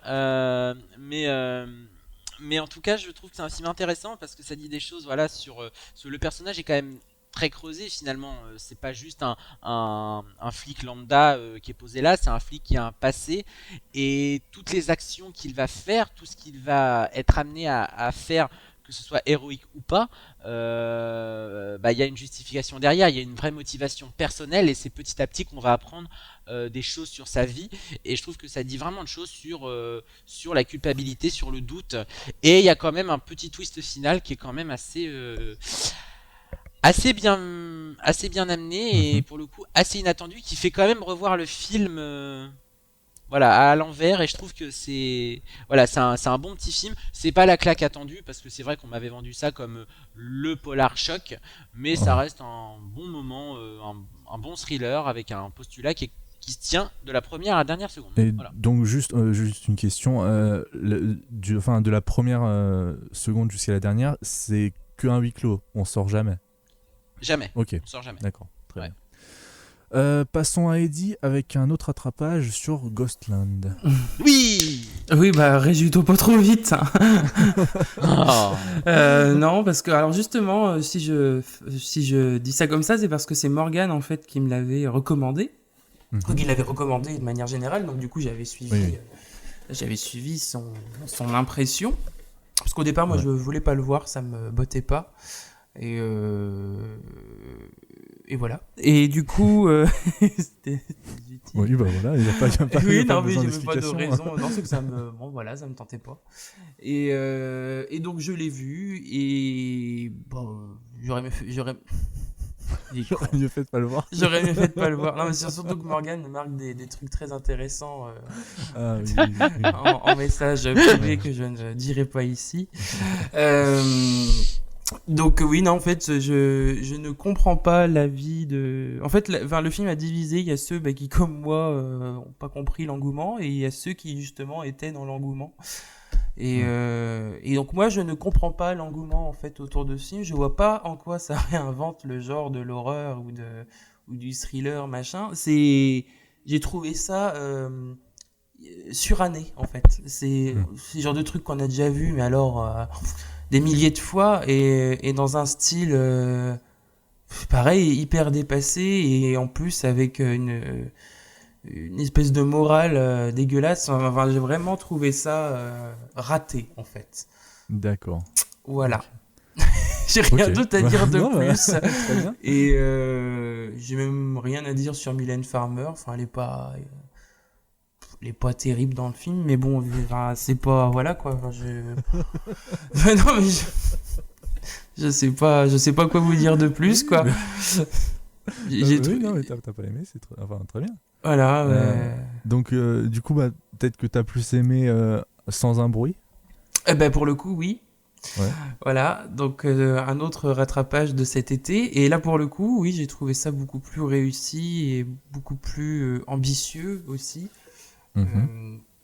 Parce que ne serait-ce que le sujet et en fait ça a été vendu un peu comme un film d'épouvante et c'est pas vraiment ça, c'est plus un thriller fantastique quoi, surnaturel. Et là pour le coup ça fonctionne très bien. Je suis pas forcément d'accord avec les gens qui disent qu'il y a trop de musique. Moi j'ai pas trouvé qu'elle était et forcément je pense qu'on l'entend plus parce que du coup les personnages ne peuvent pas parler. Mais moi ça m'a pas choqué plus que ça. Non, je trouve que le film est très réussi dans le sens où il joue vraiment bien avec son concept. Et il est bien écrit. C'est un excellent film sur la famille aussi, sur la maternité et sur la paternité, même sur la fraternité. C'est vraiment, comment dire, c'est à la fois bien orchestré, bien mis en scène et angoissant juste comme il faut. Il y a des vraies scènes de tension. Et c'est surtout que c'est plein de bonnes idées. Par exemple, les créatures, c'est assez original et ça donne lieu dans le film à des scènes assez fortes émotionnellement et vraiment angoissant, quoi. C'est un film qui est assez glauque et qui est assez frontal, donc ça c'est bien. Après voilà, c'est pas forcément mon film de l'année non plus, mais c'est vraiment une très très bonne surprise et je suis bien content de l'avoir attrapé pour le coup. Ok. Donc voilà, donc je le conseille à ceux qui l'ont pas vu. Morgane, tu l'avais vu et je crois que tu avais vraiment bien aimé. Ah oui. Et voilà, et Emily Blunt, oui bien sûr, elle est comme d'habitude, quoi. Oui. Elle est assez exceptionnelle et son mari aussi du coup. Qui va jouer là dans la série Amazon. Jack Ryan, c'est ça? Ouais, Jack Ryan. Ouais. Voilà. Bon, super acteur, voilà. Et même les enfants sont très très bien aussi. Donc non, excellent film et qui mérite du coup son succès. Donc maintenant, faut pas qu'il franchisse dessus, ça sert à rien. Mais vraiment, c'est vraiment très très bien, sincèrement. Ok, très bien. Voilà. Ensuite, le dernier attrapage de cette série, c'est Dans la brume. Du coup, voilà, Dans la brume, donc qui est sorti avant La nuit a dévoré le monde, qui me tentait, mais évidemment, il n'a pas été diffusé chez moi. Enfin, comme la plupart des films que j'ai rattrapés cet été, finalement. Voilà. On connaît. Oui, on a commencé à être habitué. Et du coup, alors Dans la brume, j'ai trouvé ça très bien, mais un peu en fait comme dans La nuit a dévoré le monde, il m'a manqué quelque chose. Alors c'est plus identifiable dans La brume parce que en fait ce qui manque au film, c'est qu'il essaye d'être un peu trop. Il a un peu le cul entre deux chaises. Il est un peu tiraillé entre le survival et le drame familial. Et le truc, c'est que les deux fonctionnent en fait. C'est ça qui est un peu emmerdant, c'est que les deux fonctionnent, mais sans. Le problème, c'est qu'il n'y a pas plus une dimension que l'autre qui existe. Ouais. C'est un petit peu embêtant, parce que sinon, alors après, oui, le film a ses défauts techniques. Visuellement, c'est pas exceptionnel. Mais cette brume, c'est qu'un prétexte, donc c'est pas si gênant que ça. Le casting est bon. Moi, j'ai trouvé que Olga Kurilenko était vraiment très très bien. Et Romain Duris, pareil. C'est un film qui est assez dur, qui est sombre, ça c'est sûr, mais qui pareil, qui est assez frontal, donc ça c'est bien. Et c'est ce qui est encourageant en fait dans le cinéma de genre français, c'est que ils n'ont pas peur d'être plus frontal que dans. Alors le cinéma américain se décoince un peu là-dessus, mais c'est vrai que pendant un temps, le cinéma de genre qui était vraiment très frontal, c'était espagnol ou nordique, quoi. Coréen aussi. Enfin, coréen ou asiatique, plus asiatique. Ouais, l'Asie ou anglais. Ouais. Mais c'est vrai que les Américains, souvent, c'était quand même assez sage parce que fallait faire du genre, mais qu'ils puissent s'adresser au grand public. On sent que la France veut vraiment faire quelque chose il faut que c'est grand public, parce que Dans la brume ça reste assez grand public, mais en même temps il y a des passages qui sont pas évidents et c'est bien aussi, donc voilà. Après, ce que je regrette vraiment, c'est ça, c'est que le film ne choisit pas vraiment le ton sur lequel il veut se tenir. Il a le cul entre l'Atlantique, quoi. C'est ça. Et après, par contre, ce qui est intéressant, c'est que le réalisateur, qui est d'origine qui est québécois, il me semble. Ouais. Oui, non mais si, c'est même sûr, parce que du coup, on sent une patte justement. On sent qu'il est vraiment. Il vient de l'Amérique. Ouais.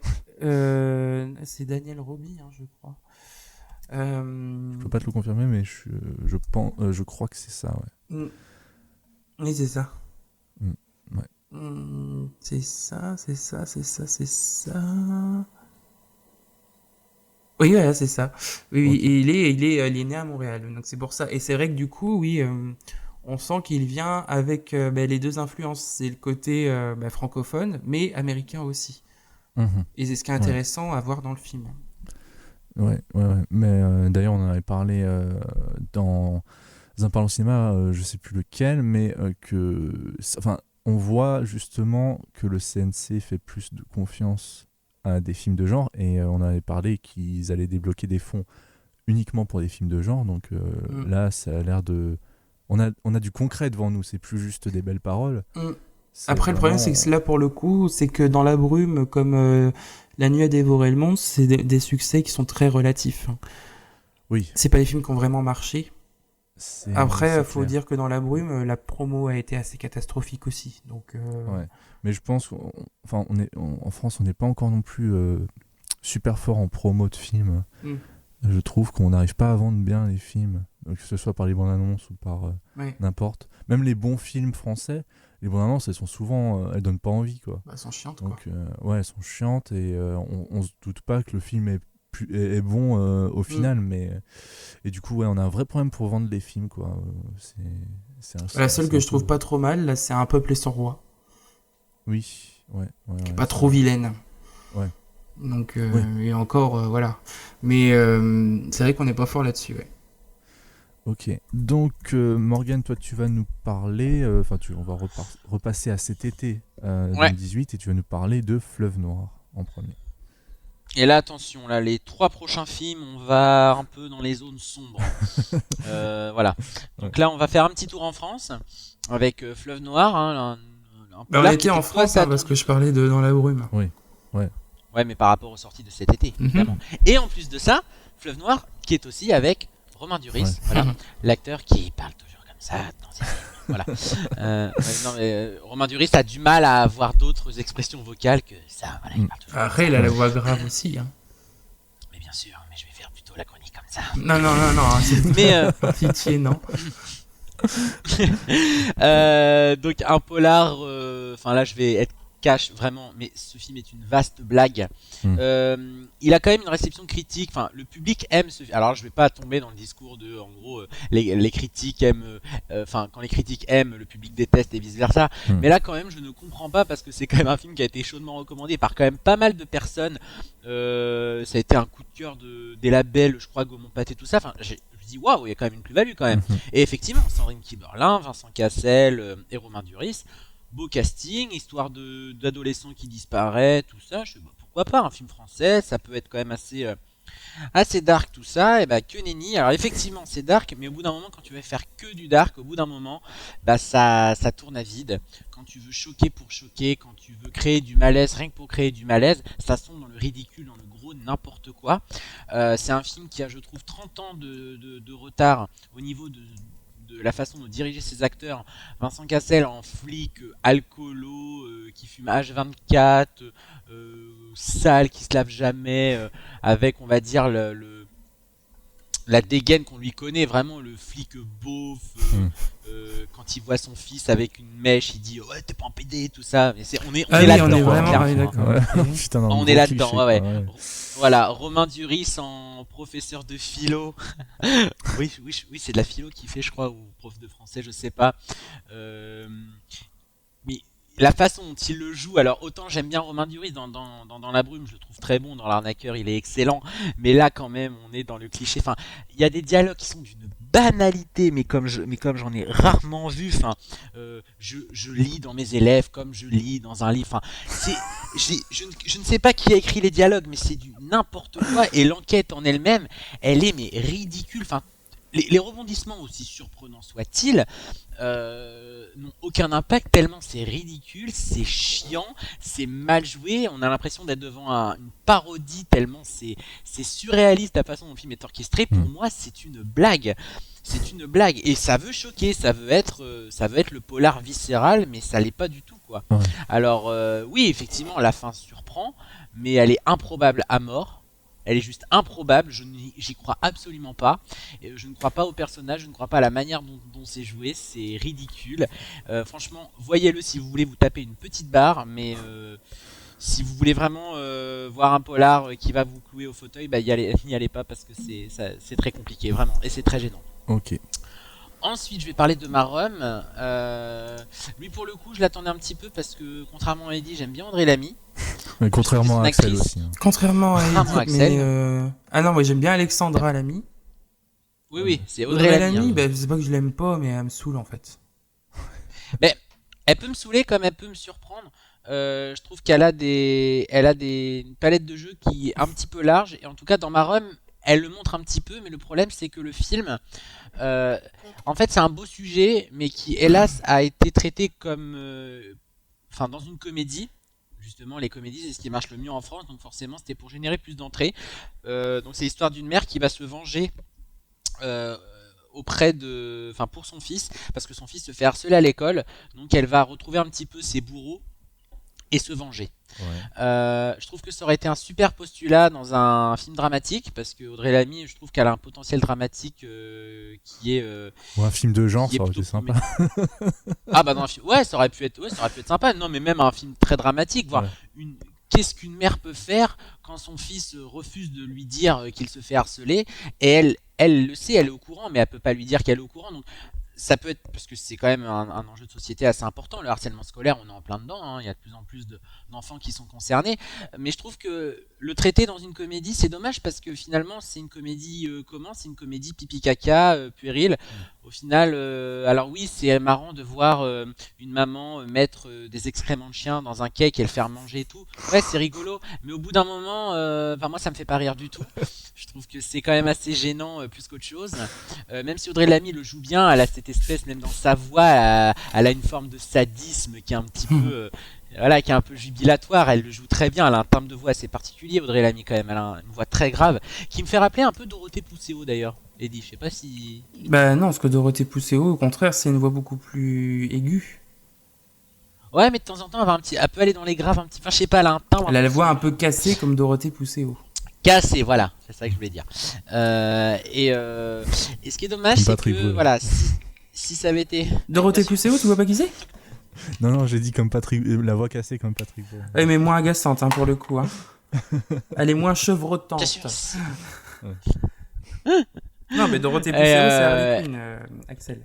Oui, je vois. Et donc du coup j'étais un petit peu déçu, parce que finalement c'est une comédie familiale, familiale plutôt très enfantine finalement, alors qu'à la fin il y a une scène Oui, non, mais moi, d'émotion c'est qui la arrive bande-annonce, et ça avait l'air très pipi caca. Hein, donc, Ouais. Ah mais c'est que ça pendant tout le film, attention, c'est que ça, hein, c'est pipi caca à mort, et c'est dommage parce que quand on voit une des scènes de fin qui est une scène vraiment qui va dans l'émotion, où Audrey Lamy clairement est en larmes, je me suis dit merde, elle arrive à être touchante, et en sortant je me suis dit pourquoi ils ont pas fait ça. moi, je Pourquoi pense ils que ont c'est pas une été mauvaise dans le actrice, drame. mais il faut bien la cadrer. Faut bien la cadrer, effectivement. Et bah, ce qui est dommage, ils ont choisi la facilité, à savoir la comédie populaire, et finalement, ça donne un film un peu informe, un peu ingrat, qui fait pas avancer le débat du tout. Si, là où elle était Là, drôle, le c'était film. dans Tout ce qui brille. Oui, c'est vrai. Bah, en second rôle, elle est très bien. Et parce qu'elle est beaucoup plus. Voilà, elle est aidée par les rôles Dans principaux. Police, Euh, Police, elle arrive à, oui, elle bah arrive oui. à jouer. Bon, là, c'est une micro-scène, hein, mais elle arrive à jouer. Enfin, là, c'est horrible dans Police. C'est affreux Oui, c'est très dramatique. ce personnage qu'elle joue. Oui, et justement, c'est pour ça que je dis qu'elle a un potentiel dramatique qu'il faut qu'elle explore, et qui aurait dû être exploré dans un film comme ça, parce que je pense qu'un sujet comme celui-ci, pour que ça ait plus d'impact, parce que évidemment les 10 minutes de fin qui sont dans l'émotion, ça veut dénoncer le harcèlement et tout, Mhm. et c'est ce qui marche le mieux dans le film, et c'est ce qui m'a vraiment le plus plu, et qui fait que je vais pas être trop sévère. Mais c'est dommage, parce que choisir l'optique d'une comédie, c'est choisir la facilité. Mm. Donc je suis pas convaincu, mais voilà, Audrey Lamy est quand même excellente. Ok. Euh, Mamma Mia. Ensuite, déceptions. Ah oui, mais Mamma Mia, le premier film, c'est l'amour fou. Oh, J'adore putain, ce non. film. Mais bien sûr, il y a rien qui va dans Mamma Mia 1. Oui. Non, mais si tu peux le. Pierce Brosnan ouais. chante comme une chèvre. Hein? Le regarder et se marrer, enfin, tu vois, se moquer du film, je suis d'accord, mais je trouve que, enfin, le film est totalement ridicule de A à Z, quoi. Mais non, c'est toi qui es ridicule. Tu n'as pas de cœur, c'est tout. Non, Mamma Mia, si c'est vrai. Mamma Mia, en fait, voilà, c'est C'est une bonbon culture du acidulé, kitsch un peu quand même. bien sûr, mais c'est que ça. Attendez, il y a des faux soleils, des faux décors et tout. Enfin, ça se voit, tout est fake dans ce film. Mais même, enfin, je veux Putain, dire, les même la danseurs voix avec de. les palmes et les masques, au Mais secours. oui, mais c'est ridicule. Mais c'est ridicule, mais c'est super. C'est niais, mais c'est génial. Meryl Streep, elle est tonne dans sa petite salopette et tout. Pierce Parce que Brosnan, alors, il faut quand chante même, comme attends, Julien- faut quand même souligner que Morgan n'aime pas Meryl Streep, par exemple, dans des rôles comme la Dame de Fer, mais qu'il l'adore dans Mamma Mia. Mais parce qu'elle chante. Si Margaret Thatcher poussait la chansonnette, je l'aimerais, tu vois. Mais là, elle chante pas. Elle peut plus chanter. Hein. Tu veux qu'elle t'explique en chanson pourquoi elle a fait sauter les îles Malouines? Bien sûr. Bien sûr, voilà, c'est ça. Oui, j'attends que ça, voilà. Au moins, ça rendra le débat politique peut-être plus limpide. Mais non, mais j'aime bien Meryl Streep. Même dans Le Diable s'habille en Prada, elle est un peu dans l'outrance, mais j'aime beaucoup. C'est très Voilà, et subtil, c'est 4 le Meryl Diable Streep. Prada. Au contraire. Voilà, enfin. Elle en joue, c'est très mais bien. c'est tout en finesse, je trouve. Ah, c'est un peu les deux pour moi. Mais j'adore Meryl Streep, voilà, je l'aime beaucoup. Et je trouve que dans le premier Mamma Mia, elle s'éclate. Moi, je m'éclatais. Comme je dis, Pierce Brosnan, il chante comme Julien Clerc, enfin, comme une chèvre. Vous avez. Oui, Julien Clerc chante comme une chèvre, on va pas se mentir. Ah oui, Mais non, enfin non. voilà, il y a plein de trucs qui n'allaient pas dans ce film. Mais finalement, je l'aime bien. Pourquoi? Parce que j'aime bien Abba. Voilà, c'est le soleil, l'amour, voilà, tout ça. La Grèce. C'était trop bien. La Grèce, voilà, j'adore. Nikos, surtout. Mais N'importe quoi. et donc j'attendais le 2 quand même, Ouais. même si le 2 ça, moi j'aurais préféré qu'on me raconte la suite et non pas qu'on me raconte le passé du personnage de Meryl Streep. Ah, c'est ça Finalement, en c'est plus. pas le personnage du film. Oui, c'est le passé, voilà. La jeune actrice qui joue dans Baby Driver, je ne sais plus son nom d'ailleurs, elle joue Meryl Ah, Streep. oui. Léa. Non, Non, merde. Putain. Lily Teresa, James. je sais pas quoi, là. Ouais, Lily James. Lily ouais. James- ah oui, non, Teresa, c'est son nom dans Baby Driver, je crois, un truc comme ça. Non, c'est pas Lily Teresa. James, c'est la Cendrillon live de Disney aussi. Voilà. Ah oui, c'est vrai, oui. Et bah donc, elle joue Meryl Streep jeune. Pourquoi? Je vais spoiler. Parce que dans l'histoire, Meryl Streep, elle est morte. Donc du coup, sa fille reprend. Alors, comprenez par elle est morte qu'elle avait pas que ça à foutre que de tourner dans Mamma Mia 2. Elle Même y a si elle a fait bien tourné quand même. ouais, mais une légère apparition en fantôme à la fin. Vraiment. C'est sérieux À la Anakin. Oui, c'est ça. C'est un fantôme. Sérieux? Mais oui. Parce que dans l'histoire, non mais je vais vous raconter, c'est quand même sérieux, parlons quand même sérieusement. Dans l'histoire, Amanda Seyfried, l'hôtel Amanda a Seyfried. été abandonné. Amanda, oui. L'hôtel a été abandonné, donc du coup elle reprend le flambeau parce que bah voilà, sa mère est morte, donc il n'y a plus personne pour gérer cet hôtel. Donc du coup elle va un peu en fait, elle va repenser au passé de sa mère. Voilà, c'est un peu nostalgique. Oh là là, on est triste et tout. Et à la fin, évidemment, tout se passe bien. On est dans une comédie musicale, donc forcément, l'hôtel va être rénové. Puis on voit Meryl Streep. Je te corrige, on est dans un une peu- mauvaise comédie musicale. Ouais, c'est sûr. Oui, mais non, mais tout se passe. Voilà, tout se passe pour le mieux. Et puis on voit Meryl Streep en mode Mufasa, vous savez, dans le ciel là. Enfin, pas dans le ciel, mais elle chante. Elle chante quand même. Voilà. Non, mais c'est cucu, c'est kitsch, tout ça. Mais moi, c'est ça qui m'a déçu dans le film parce que quand même, on passe 1 heure de temps avec un sentiment de nostalgie et de morosité totale parce que bah pour moi, Mamma Mia, c'est pétillant, vivant, joyeux. Là, c'est des personnages qui sont endeuillés et qui chialent pendant 1 heure. Donc du coup, je fais ah non, j'ai pas payé pour ça. Moi, je veux voir des gens qui chantent, qui s'aiment et tout. J'ai pas envie de voir de la nostalgie ou du oh, mon Dieu, ma mère est morte, c'est triste. Et puis entre deux, je chante du Abba pour justifier la BO. Donc du coup, non. Mais c'est ça pendant 1 heure de temps. Même si Lily James chante très très très bien, je trouve que la BO est très bien. Le problème, c'est que le film, il est bien à s'écouter, mais pas à regarder. Parce que pour moi, c'est que des mauvais choix. Si ça avait été la suite directe comme Les Indestructibles 2, enfin voilà, du premier Mamma Mia, ça aurait été très bien. Je me serais fait un plaisir de retrouver toute la bande, mais là finalement non, c'est un film qui regarde dans le rétroviseur, dans le passé, et je trouve que c'est pas la meilleure démarche, surtout pour un feel good movie. Honnêtement, le feel good, je l'ai pas eu, hein. J'étais en déprime pendant 1 heure, hein. Ouais. Et encore plus quand j'ai vu Cher, parce qu'il y a la Cher quand même qui joue la grand-mère, donc la mère de Meryl Streep, qui vient chanter 2 chansons d'ABBA dans un playback juste monstrueux. Ouais. Faut être honnête, parce que Cher et le playback, c'est pas tellement ça. Ouais, c'est plutôt l'autotune. Donc voilà, c'est... Mm. Ouais, bah là c'est vraiment le retour de la mamie, enfin de la momie, on l'a quand même un petit peu lifté. Et finalement, voilà, ça donne un film qui s'écoute volontiers, mais qui se regarde pas. J'étais un petit peu déçu. Je m'attendais à être plus enjoué, et finalement, bon, C'est bah vrai, voilà. mais c'est vrai Et que puis, en quand plus- tu vois Cher, t'as l'impression que son visage va tomber. Ah bah on peut dire que bah, elle a pris cher, oui, forcément. Mais non, puis c'est et même en termes de BO, c'est pas mais parce qu'il y a des nouvelles chansons. Bon, il y a les classiques, il y a Dancing Queen, tout ça. Et des Les chansons nouvelles là-bas. chansons, il y a non mais les nouvelles Ouais. d'autres Oui. chansons qu'il n'y avait pas dans Oui, le premier. voilà, des sont inédites. pas mes préférées. Ouais, des inédites. Par exemple, il y a Fernando. Moi, honnêtement, je suis pas fan de la chanson Fernando. D'ailleurs, la scène est géniale, par contre. La scène est géniale. Je peux pas la raconter parce que je vais pas y arriver, mais la scène est tellement géniale. C'est du ridicule, c'est du kitsch. Ça plaira aux convertis. Moi, j'avoue, j'y suis allé avec la meilleure des bienveillances. Bah, franchement, je suis sorti complètement déçu. D'accord. Voilà. Ok. Ensuite, je vais parler de Rouler Jeunesse, donc Ouais. un film. Alors là, ça va être 30 secondes non-stop, enfin 30 secondes chrono. C'est Eric Judor qui en gros fait son Ciao Pantin, et je continue à croire que Eric Judor est un acteur absolument génial. Voilà, ne l'enfermez pas dans Eric et Ramsey, tout ça. Il a quand même fait des Dans les choses. pubs Il a EDF? tourné avec Quentin Dupieux, Dans les pubs EDF. pub EDF, tout à fait. Eric Judor, il fait des pubs EDF. C'est- hein. Oui, c'est pas vrai. le summum de sa carrière, j'imagine. Non, bah non, mais bon. Non, mais il a fait. Non, mais il y en a beaucoup qui disent qu'Eric Judor, voilà, c'est un acteur Non, mais- médiocre. Les Dalton, oui, évidemment, il a fait Dalton, mais il a fait quand même des films avec Quentin Dupieux, Ouais. qui sont quand même. Enfin voilà, c'est un acteur qui est très intéressant, Mm. qui est beaucoup plus intelligent qu'il n'y paraît. Ah ouais. Et là, il fait un peu son Ciao Pantin, et il s'en sort très bien. Franchement, il s'en sort bien. Le film, c'est un joli premier petit film, avec qui est plein de bons sentiments, mais jamais trop niais. Mhm. Qui va vers l'émotion, mais pas jusqu'à temps que ce soit un peu lacrymal et trop sirupeux. Je trouve que Eric Judor, voilà, c'est lui qui porte le projet un peu sur ses épaules. Il le fait très bien.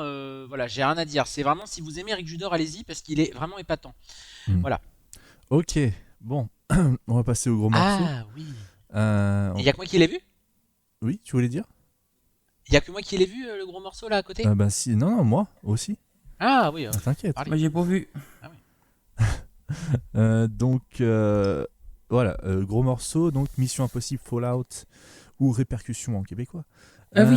Donc film de Christopher McQuarrie sorti en France le 1er 1er août. 1er août 2018, voilà. Pardon. On retrouve toute la bande.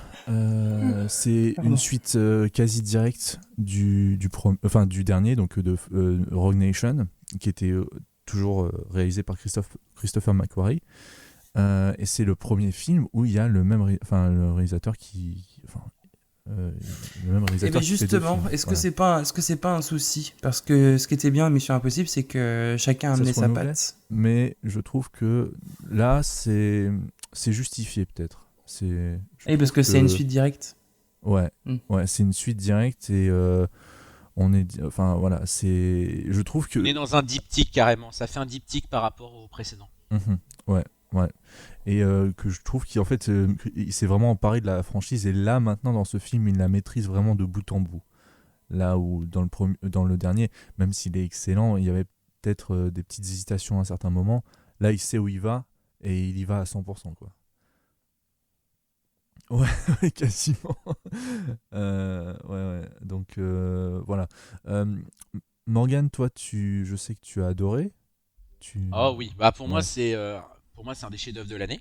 Ouais. Le meilleur film de l'été direct. Oui, ça c'est clair. Et vraiment ça m'a surpris parce que si je l'attendais évidemment parce que chaque film avec Tom Cruise est une attente, mais j'avais effectivement peur de retrouver Macquarie aux commandes parce que comme le dit Eddie, la force de Mission Impossible c'est d'avoir plusieurs réalisateurs Bon, différents pas que qui non se plus, hein, succèdent. parce que Non parce qu'il y a John Woo quand même qui a fait voilà. mieux. et je suis pas fan du 3. Je trouve que le 3 a des gros problèmes de rythme. Oui, oui. Mais là, je trouve que c'était assez malin parce que y en a qui trouvaient quand même que le précédent Mission Impossible était moins fort que le Brad Bird, que je continue de préférer aux autres. Ouais. Même si j'aime beaucoup le premier, mais le film de Brad Bird quand même me plaît beaucoup plus. Il y en a beaucoup qui disaient que le précédent avait quand même des zones un peu lisses, et je trouve que grâce à celui-ci, il arrive à donner de l'épaisseur à des choses qui en avaient peut-être moins dans le précédent. C'est pour ça que je parle vraiment de diptyque. On a vraiment une évolution logique dans la psychologie d'Ethan Hunt. Et de tous les personnages. Hein.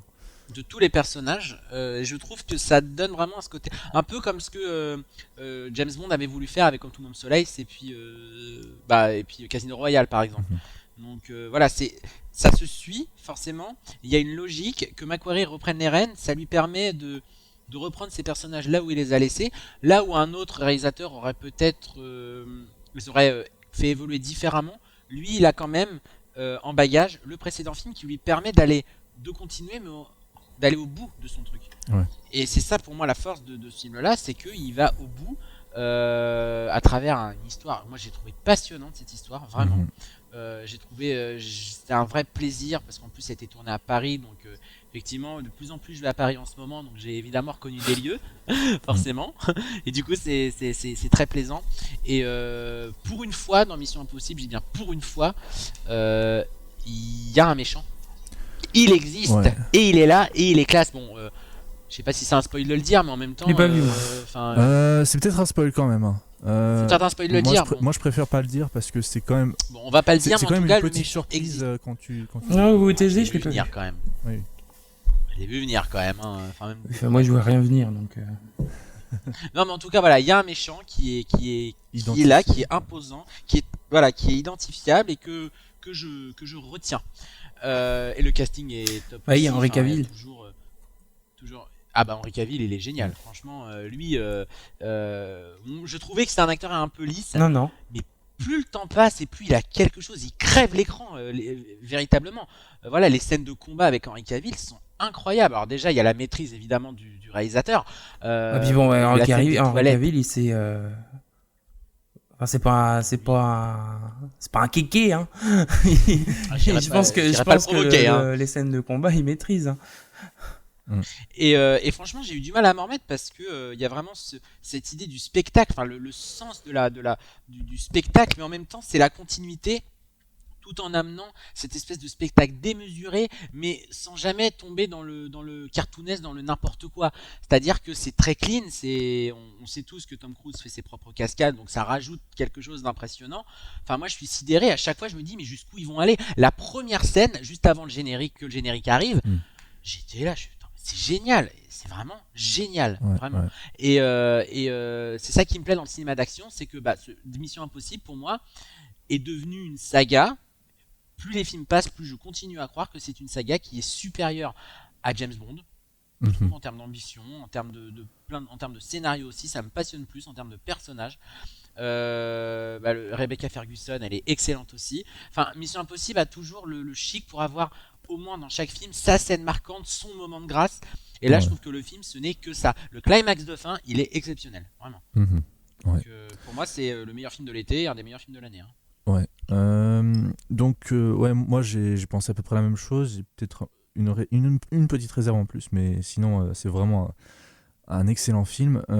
L'histoire, comme la franchise nous a habitués, est remplie de rebondissements, fort et bien travaillé.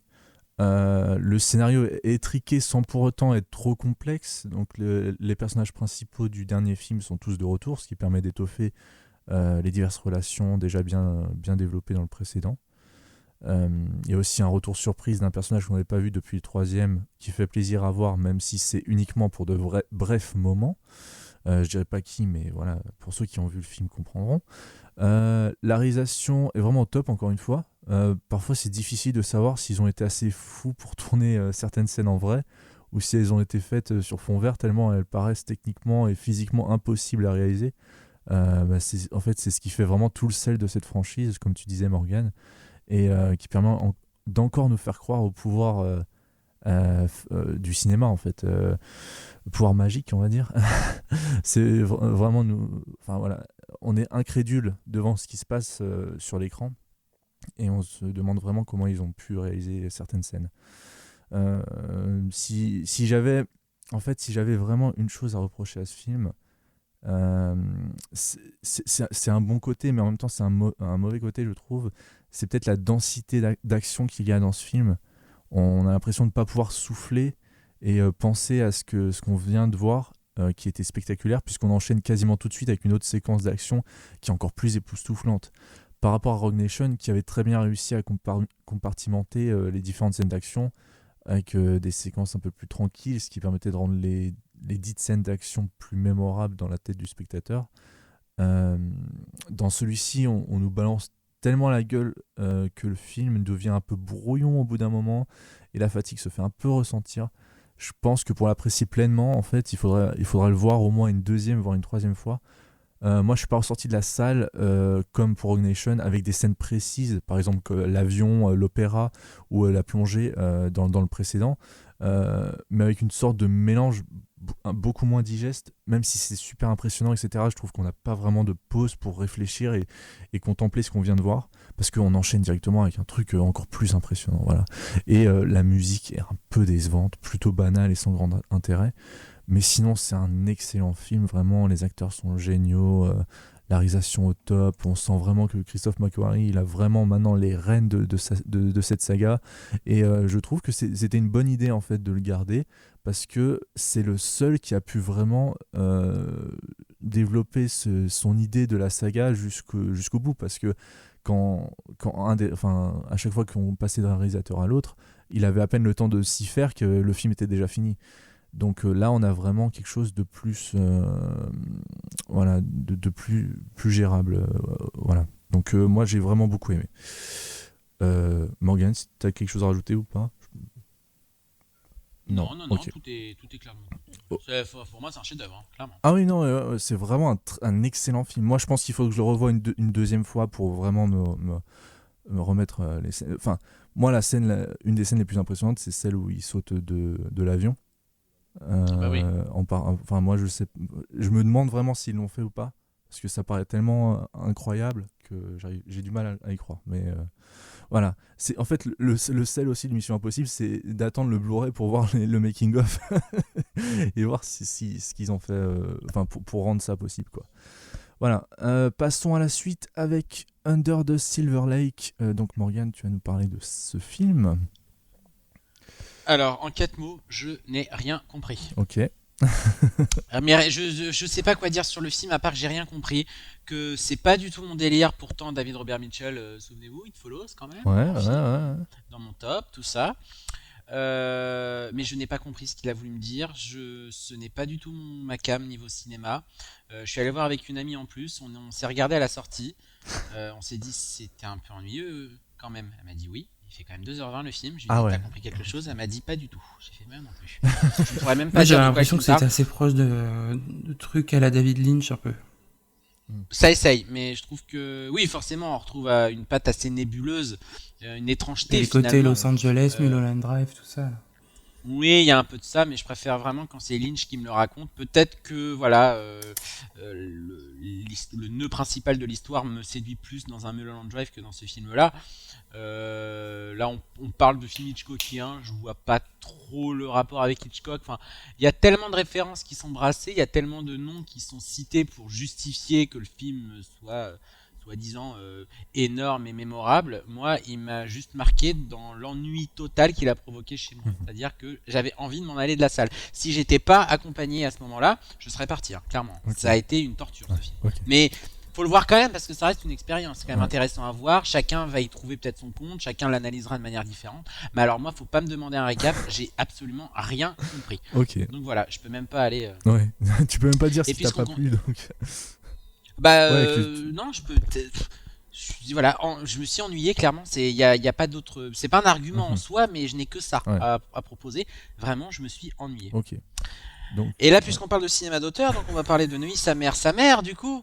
Que j'ai vu aussi et que j'attendais. Et oui, je l'attendais parce que j'aime beaucoup le premier. Je trouve il est sympa le premier. Il est sympa, c'est une belle comédie populaire qui avait créé la surprise en 2009. Et là, combien d'années plus tard 9 ans, Ouais, c'est ça? ouais, c'est ça. Ouais, 9 ans plus tard, une suite avec les mêmes acteurs. Hmm. Je me dis, tiens, pourquoi pas? Ça peut être intéressant, vu que le premier, il y avait un contexte politique aussi, donc qu'est-ce qu'ils vont en faire dans le deuxième? Alors On effectivement, était il encore essaye sous un peu Sarkozy. Hein. Oui, bah là, dans l'histoire, Sarkozy a été battu par Hollande. Ouais. Donc du coup le pro-sarkozyste est un peu dans le mal et donc du coup c'est Macron qui est au pouvoir. Mhm. Et c'est nous qui sommes dans le mal et mais euh, mais et du coup je me suis dit bah ça peut être intéressant de voir comment ils vont réussir à faire rire parce que rire de la politique c'est un humour cathartique donc moi ça me plaît beaucoup cette démarche mais je trouvais que c'était beaucoup plus réussi dans les tuches que dans celui-là. Eh ben oui. Parce que dans les tuches, je trouvais ça rigolo quand même, parce qu'il y avait un petit tacle à Fillon, tout ça, c'était plutôt rigolo. Mais là, en fait, ça se rapproche le plus de la comédie. D'ailleurs, ce film-là se fait un flop total. Le premier a super bien marché, il avait dépassé le million d'entrées. Hein. Celui-là, c'est un flop monumental. Il ne marche pas, personne ne va le voir. Mais il y a rien qui va. C'est inutile. Je ne comprends pas pourquoi. Il n'y avait pas de nécessité à faire ça 9 ans plus tard. Au final, ça aurait pu être fait un an après. Il n'y aurait eu aucune différence, à part le contexte politique. Mais à aucun moment c'est approfondi. C'est juste. Je pense que si on prend les mêmes, on recommence. Mais c'est totalement inutile. Totalement. Mais c'est pas drôle surtout. Ouais. C'est juste pas drôle. Les acteurs sont mauvais. Alors, ils ont grandi, mais pas leur talent. Hein. Sami Seguir il fait ce qu'il peut mais alors l'acteur qui jouait son cousin il était déjà exécrable dans le premier même si j'aime beaucoup le premier là il est ridicule à mort et les seconds rôles pareil dans le premier il y avait Valérie Lemercier il y avait Denis Podalides et tout là ils sont là mais ils font vraiment figuration quoi. Ouais. Je trouve que c'est dommage parce que moi je l'attendais j'y suis allé avec énormément de bienveillance même si la bande annonce m'avait refroidi pendant tout le film j'étais juste consterné mais vraiment donc non, faut pas y aller. De toute façon, personne n'y va. Donc, ouais, voilà. Ok. On passe à la suite en parlant de politique. C'est un peu plus compliqué. Ouais. Black Klansman, dernier film de Spike Lee, sorti en France le 22 août 2018 après son passage en compétition officielle du Festival de Cannes le 14 mai 2018. Donc, Black Klansman, l'histoire est très intéressante à suivre, j'ai trouvé. Ça parle d'un policier afro-américain qui est le premier dans la force de police du Colorado, le premier noir en fait, qui est recruté dans la force de police et il va essayer d'infiltrer le Ku Klux Klan, donc KKK en anglais. Voilà, donc il va se faire passer pour un blanc qui déteste tout le monde. Voilà. C'est un peu le principe du... Un héros, quoi. Voilà. Un héros américain. Un blanc qui déteste tout le monde et donc il va se faire passer... il va passer fur et à mesure dans toutes les étapes d'intégration jusqu'à avoir sa carte de membre. Voilà, carrément. Et donc voilà, l'histoire je trouve est très intéressante à suivre. Elle propose quand même une vraie réflexion et pas un côté trop moralisateur qui pouvait être une crainte avec ce type de film. Les personnages principaux sont vraiment attachants et surtout le film en fait se permet un peu d'humour qui est toujours bienvenu dans ce genre d'histoire qui est très lourde et sérieuse. Personnellement si je dois retenir une chose de ce film, ce sont les prestations d'acteurs, que ce soit David Washington qui incarne le personnage principal et qui est une véritable découverte personnellement. Adam Driver, vraiment très intéressant dans sa performance d'agent double infiltrant le KKK, ou encore Topher Grace en David Duke, donc une vraie personne, hein, qui était dans les années 70 et qui est le grand sorcier du KKK, donc ça veut dire le président entre guillemets. La musique est vraiment sympa dans le film et très bien balancée entre la bande originale plutôt cool avec des riffs de guitare entraînants et la soundtrack très représentative des années 60-70. Le film n'est pas exempt de défauts. J'ai trouvé que Spike Lee faisait quand même quelques choix parfois de réalisation très étranges qui fonctionnent pour certains mais qui pour d'autres tombent vraiment à plat. J'ai pris l'exemple de la scène dans le dance club qui est dans la discothèque en français, qui est filmée et montée vraiment bizarrement Moi, personnellement, en tant que spectateur, j'ai eu l'impression de me perdre totalement sur ce qui se passait à l'écran et honnêtement, sans exagérer, ça m'est vraiment arrivé. Normalement, je suis pas sensible à ce genre de choses parce que j'ai vu du Gaspard Noé et c'est clairement niveau secouage de caméra, on est dans du haut niveau. Mais là, je sais pas, c'est vraiment tellement mal foutu que j'ai eu l'impression, j'ai eu la nausée au bout de 2 minutes de découpage et de cadrage super intense, alors qu'il s'agit que d'une scène de danse. Je trouve que ce genre de choix artistique, souvent pas très justifié, gâche un peu le film à mon goût. Il y a aussi pas mal de problèmes de montage dans le film. À plusieurs reprises, on a l'impression d'être perdu dans l'histoire, ou alors d'avoir manqué quelque chose alors qu'on n'a pas quitté les yeux de l'écran. Ce qui est un vrai problème à mon sens, surtout à la fin du film, qui semble un peu bâclé et assez brouillonne. On sent aussi que Spike Lee veut faire des clins d'œil aux événements actuels. C'est très clairement dit. Mais il le fait avec si peu de subtilité que ça en devient assez ridicule par moments. Par exemple, le moment où 2 personnages parlent du fait que jamais le peuple américain ne votera pour un idiot pareil en tant que président des États-Unis en parlant d'un autre personnage et en laissant une pause d'au moins 3 secondes pour faire comprendre aux spectateurs. Bah oui, tout le monde sait qu'ils ont voté Obama en 2008. Ça va plaire à Hollywood et aux médias. C'est limite si Spike Lee se met pas devant la caméra pour nous faire un clin d'œil. Spike Lee, la subtilité, c'est pas son point fort avec ce film. Pour conclure sur mon avis sur le film, il est vraiment plaisant à voir. Pour moi, la grosse force, c'est les personnages et les acteurs qui font tout le film. Le film est plaisant à voir. Les personnages sont suffisamment intéressants pour parer le manque de subtilité et la vision artistique de Spike Lee, un peu étrange par moments, mais ça reste un très bon film que je vous conseille quand même. Surtout préparez-vous à la fin. C'est assez dur parce qu'il nous montre vraiment des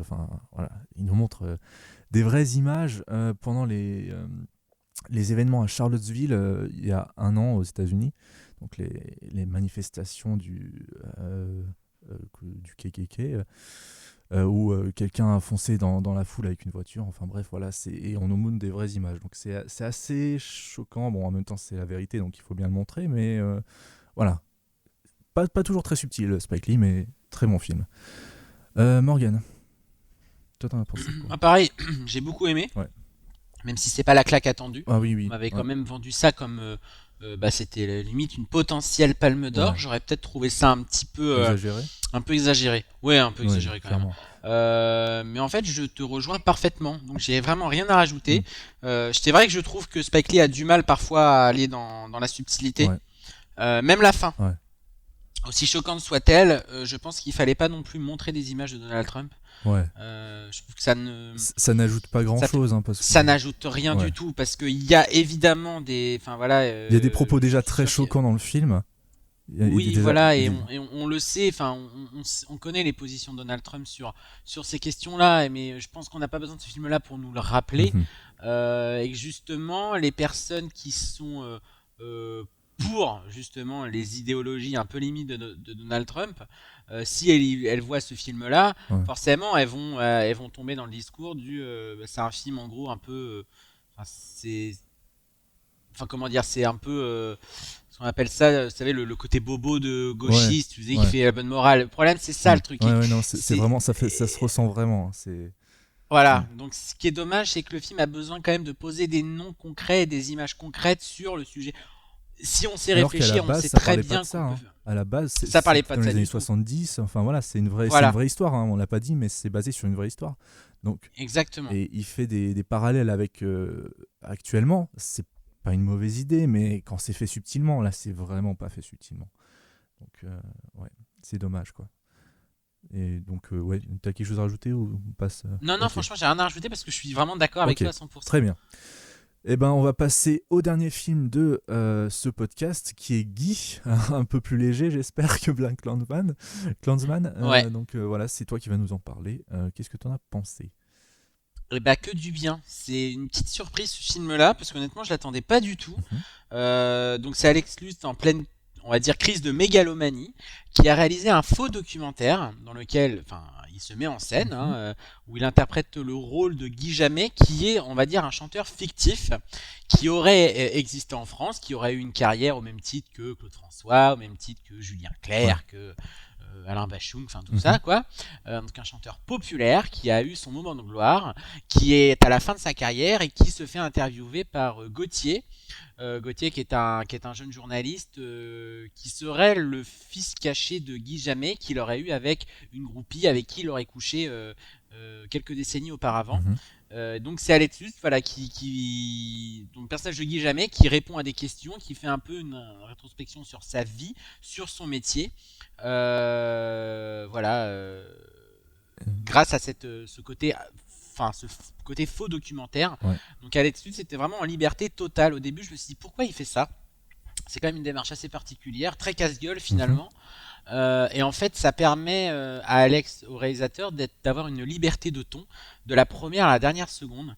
Et j'ai très vite compris que c'était pas un film, parce que ça aurait pu tomber là-dedans. Hein. Il le réalise, il joue dedans, il se grime, parce que dedans, forcément, il joue Guy Jammet vieux. Donc du coup, il y a 5 heures de maquillage derrière. Quand on voit, c'est assez impressionnant à l'écran, c'est qu'à aucun moment on voit Alex Lutz, on voit vraiment un vieux chanteur.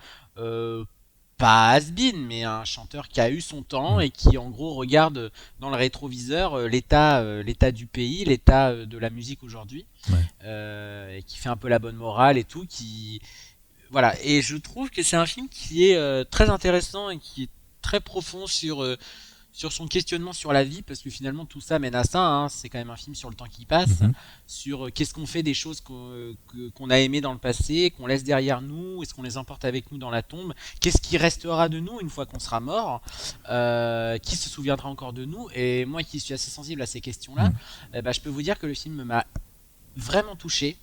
Il est vraiment surprenant parce que vu que c'est un chanteur fictif, il faut qu'on puisse croire que Guy Jammet a connu Claude François, qu'on puisse croire que ce Guy Jammet qui a chanté des chansons, alors Alex Lutz a chanté aussi pendant le film des chansons qu'on pourrait penser parodiques, mais que j'écoute dans ma playlist actuellement parce qu'elles sont vachement bien. Vraiment. Okay. Non, c'est des chansons qui sont un peu d'époque, quoi, avec le côté un peu kitschounet, mélodique et tout. Mais je trouve que la BO est vraiment très bien et on y croit. Je suis sorti de ce film-là en me disant bon bah là, je vais écouter le best-of de Guy Jammet. Aujourd'hui, pour moi, Guy Jammet est un chanteur réel qui a existé en France et dont j'ai vu les mémoires il y a pas longtemps au cinéma. Ouais. Et je trouve que la démarche est folle, elle est hyper casse-gueule, mais il s'en sort vachement bien. En termes d'interprétation, il est impérial, il est émouvant. Il y a une scène où il explose de colère en lui disant tu te moques de moi, je sais très bien que t'es en train de te foutre de ma gueule, t'es en train de regarder un vieux débris et tout. Enfin, Alex, il y a une émotion dans son regard qui est incroyable et j'espère vraiment qu'il sera nommé au César parce que il le mérite vraiment. C'est un acteur caméléon pour le coup qui aime bien se grimer parce qu'il joue aussi dans Catherine et Liliane, la pastille courte de Canal+ là. Donc c'est un acteur qui aime se grimer je trouve que ça amorce quelque chose sur la morale, sur la vie, sur le temps qui passe. La fin, les 2 dernières minutes, j'étais en larmes, clairement. J'ai trouvé ça mais très beau. C'est un beau projet qu'il faut soutenir, je pense, qu'il faut voir parce qu'il y a vraiment des choses intéressantes. C'est drôle aussi. Pas se mentir, c'est drôle. Alors toi, Eddie, qui n'aime pas Claude François, je peux te garantir qu'à un moment donné, Guy Jammet, il tacle Claude François comme jamais j'ai entendu un chanteur le tacler. Ouais, comme jamais, voilà. Comme jamais j'ai entendu quelqu'un le tacler et tout. Donc si t'aimes pas Claude François, tu vas vraiment jubiler de la scène. Et c'est un film très intéressant. Ça aurait pu être un délire de mégalomanie, tout ça, une crise d'ego, mais non, il y a un vrai parti pris artistique, il y a une vraie démarche, et puis c'est un peu un ovni dans le cinéma français. Donc franchement, faut y aller. Est-ce que la démarche est un peu la Sacha Baron Cohen on pourrait comparer à ça ou pas? En moins burlesque quand même, hein. Mais oui, finalement. À la démarche de Sacha Baron Cohen, c'est que lui il pousse le truc jusqu'au bout. Sacha Baron Cohen, il va sur les plateaux télé en tant que personnage principal de son film. Et dans Borat, il marque pas du c'est tout des vrais distance. gens, c'est pas Borat et Bruno, c'est des vrais gens, c'est pas des acteurs donc. Oui, voilà. Bon, là dans le film, on voit Julien Clerc, on voit des chanteurs et tout. On voit Michel Drucker et tout. Enfin. Il y a aussi une espèce de petite pas une petite critique mais une petite il y a un côté un peu pastiche sur, on va dire, l'industrie musicale d'aujourd'hui. Enfin, ces chanteurs là qui se voient, qui se font la bise et tout.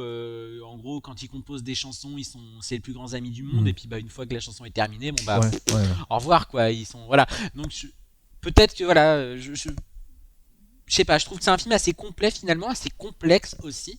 Mais j'ai trouvé super intéressant à regarder. Il y a peut-être 20 minutes de trop. Ça dure 1h40, 1h45, je crois, ou 1h40, je sais plus.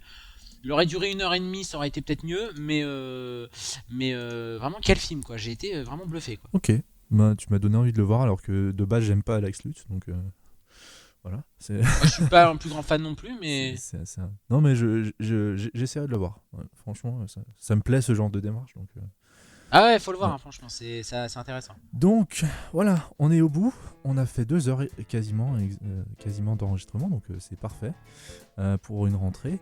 Donc merci à vous deux déjà d'avoir pris de votre temps pour faire ce bilan de l'été.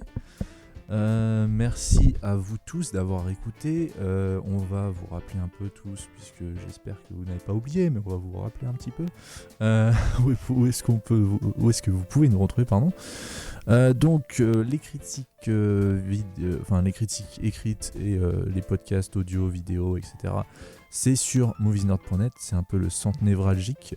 Autour, il y a les réseaux sociaux, donc il y a Facebook, Twitter.